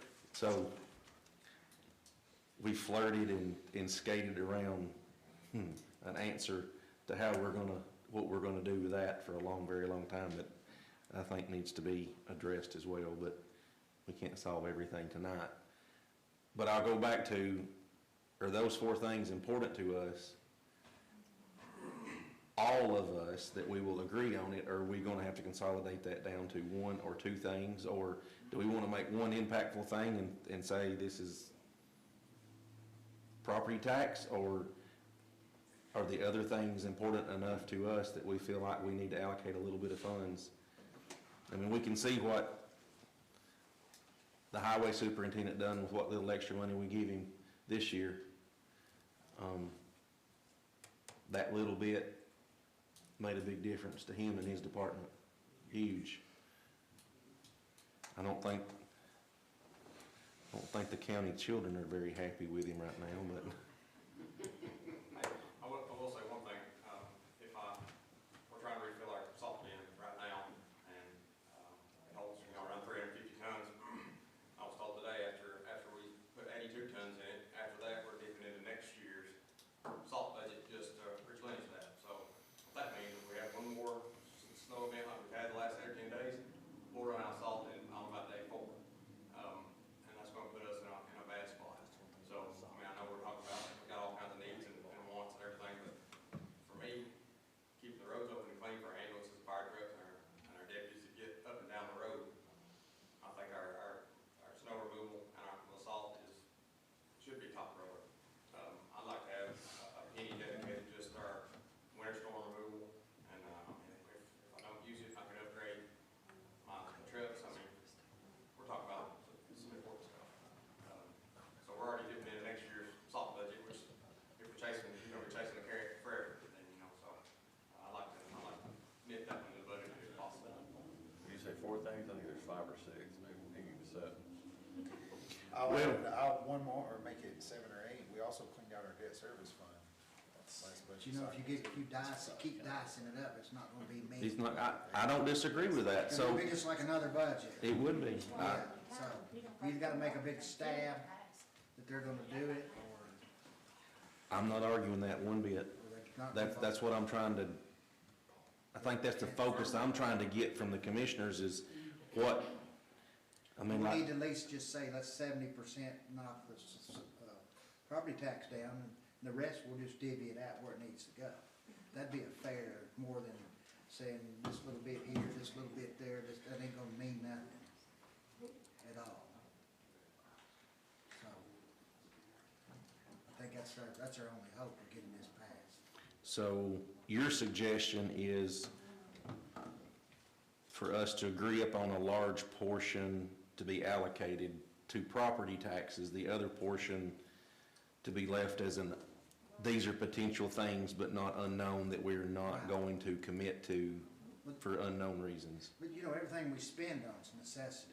I mean, everything in our budget, you know, EMA, EMS, the roads, everything in the budget's pretty well. Everything's crucial. important. It's crucial. We don't waste any money here or there, nothing. Everything's just barely patched up in this county, barely patched up. And that's the way it's always been. I agree. So I'm just gonna throw this out here, if we're serious about this, we really wanna make, what would be the possibility of going ahead and putting out a budget resolution with could you have a contingency if a particular resolution passes? And we've already passed our, property tax rate budget resolution. I mean, if we're really saying this is what we're gonna do, I mean, is that crazy thinking? I brought that to Executive and Director Markham. I had asked that last month. Would either one of you like to give your thoughts on that? You the funding resolution, set the tax rate? Having a resolution passed pending sales tax passing, having a resolution.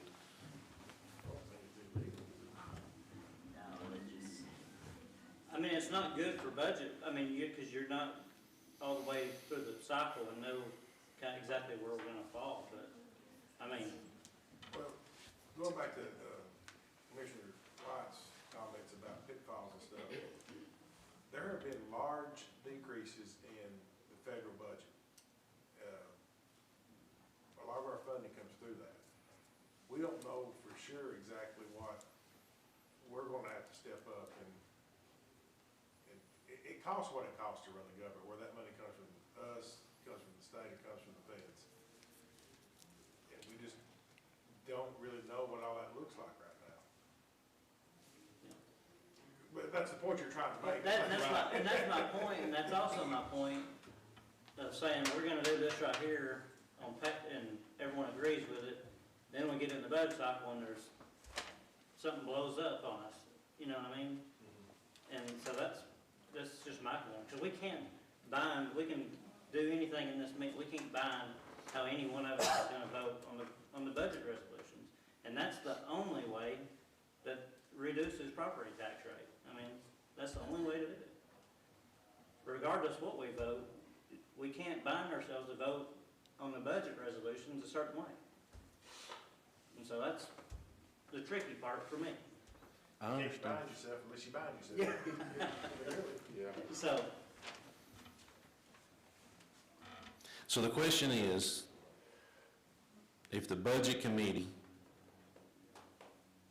in March has a resolution pending the sales tax passing of X number of pennies reduction based on the sales tax passing, we do not think that is illegal, or that we would? I think we can do that. I'll double check tomorrow. Do you have any? Yeah, I mean, I think you could, but I don't know what would prevent you from voting another way when it comes to the property tax resolution. So like, Yeah, it's just gonna be So it's an just a honor statement. thing. like an act of good faith. Yeah. is Just a what- statement. A statement of faith.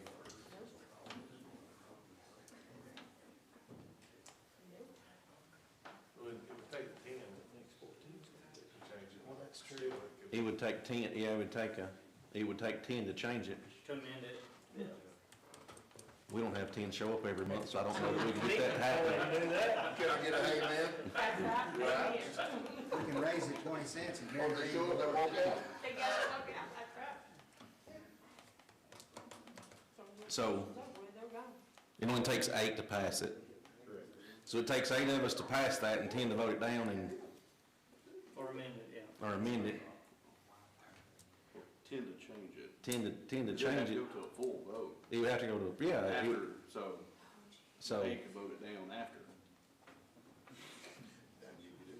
but the math is, if you vote for it once, you're gonna be real bad to renege on it. That's gonna be real bad. That's political nightmare. Seen that before. Yeah.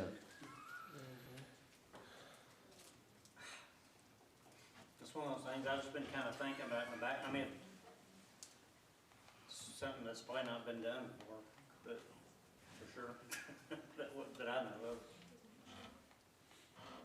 But we need to do something to build some trust with the citizens. So they know what they're voting on. They need to know what they're voting on. And that way, at least that you would know exactly, like, this, the commission's passed this budget resolution, if this sales tax, your property tax, will get lowered X pennies, like, for sure.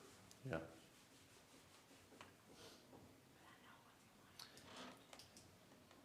I would be comfortable, we're all going back to the sales tax, or property tax. I think at some level, we all agree that animal shelter, highway department, and fire service should fall somewhere in that as well, but I don't know that we're all gonna come to a consensus on exactly what that number would be, because we all are more passionate about one than the other. So I think if we stick to just the base of what are we comfortable with if we done a resolution, when does early voting start again? April 15th, I think. April. So if this come out of budget committee in March, if the budget committee submitted something in March, it'll be passed before early voting. So I think that, I figured Chad would hate this back. he's looking down and grinning, I think he is. So do we leave in an agreement that we're gonna come up with a penny amount just for property tax? Is that budget committee? For budget committee, yeah. Are we in the 5 to 6 penny range? More, less? I can't say I'm on board just yet. I mean, full transparency. Sure. 'Cause I do want to heavily look at funds that are not being met currently. Heavily. Understand.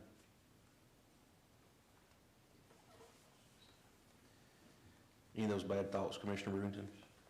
Nah, there's that old song going in my head, I tell you, nothing but a liar. But yeah, no. I'm like Dakota, I have to look at some numbers more. I'm not really on board with it yet. So they don't want to lower property taxes for the citizens now. During the budget committee meeting, you remember all the problems we had? They didn't. I'd love to, They didn't wanna $1.57. They didn't want to solve the problems then. So this is just like an oxymoron here.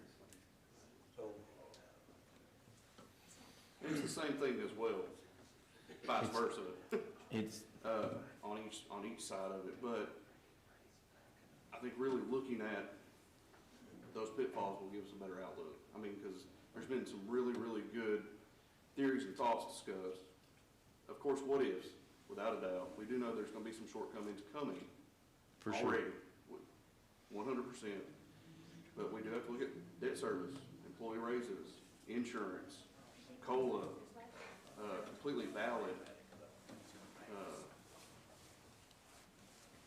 opinions and discussions that should be had. But that's why I'm such a supporter of the property tax help match that the state offers. Oh, I agree. I feel like we have to, we're going to come up with, I feel like we're going to come up with a way to do that regardless if sales tax passes or not. I feel like I think, that's my opinion. I feel like we're going to have to do I that agree fully with that, 100%, yes, sir. regardless. But we were so divided at budget time. I know. We've been divided. A lot of us have been for the whole year. I would like, or for the whole session, I guess. I would just like for us to come to an agreement on something that we could agree on. I don't care if half of us think it's 5, another half of us think it's 3. We just need to put something out there that we're all gonna vote on, we're all gonna agree on it, whether it's 3 pennies or 2 pennies or 1 or none, just so they know what they're voting on. I'm not saying it has to be 5 or 6, but if the majority says it's 3 or 9, whatever the number, whatever we can all agree on and commit together.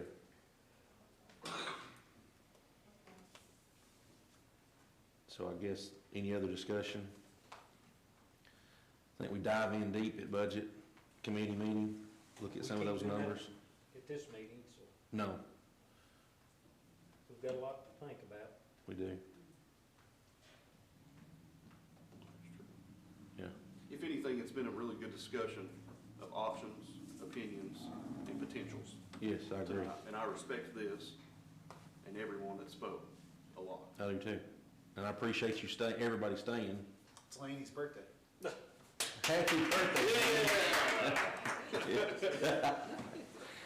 All right, I appreciate you guys. We'll talk more in depth at the March budget meeting. Thank y'all.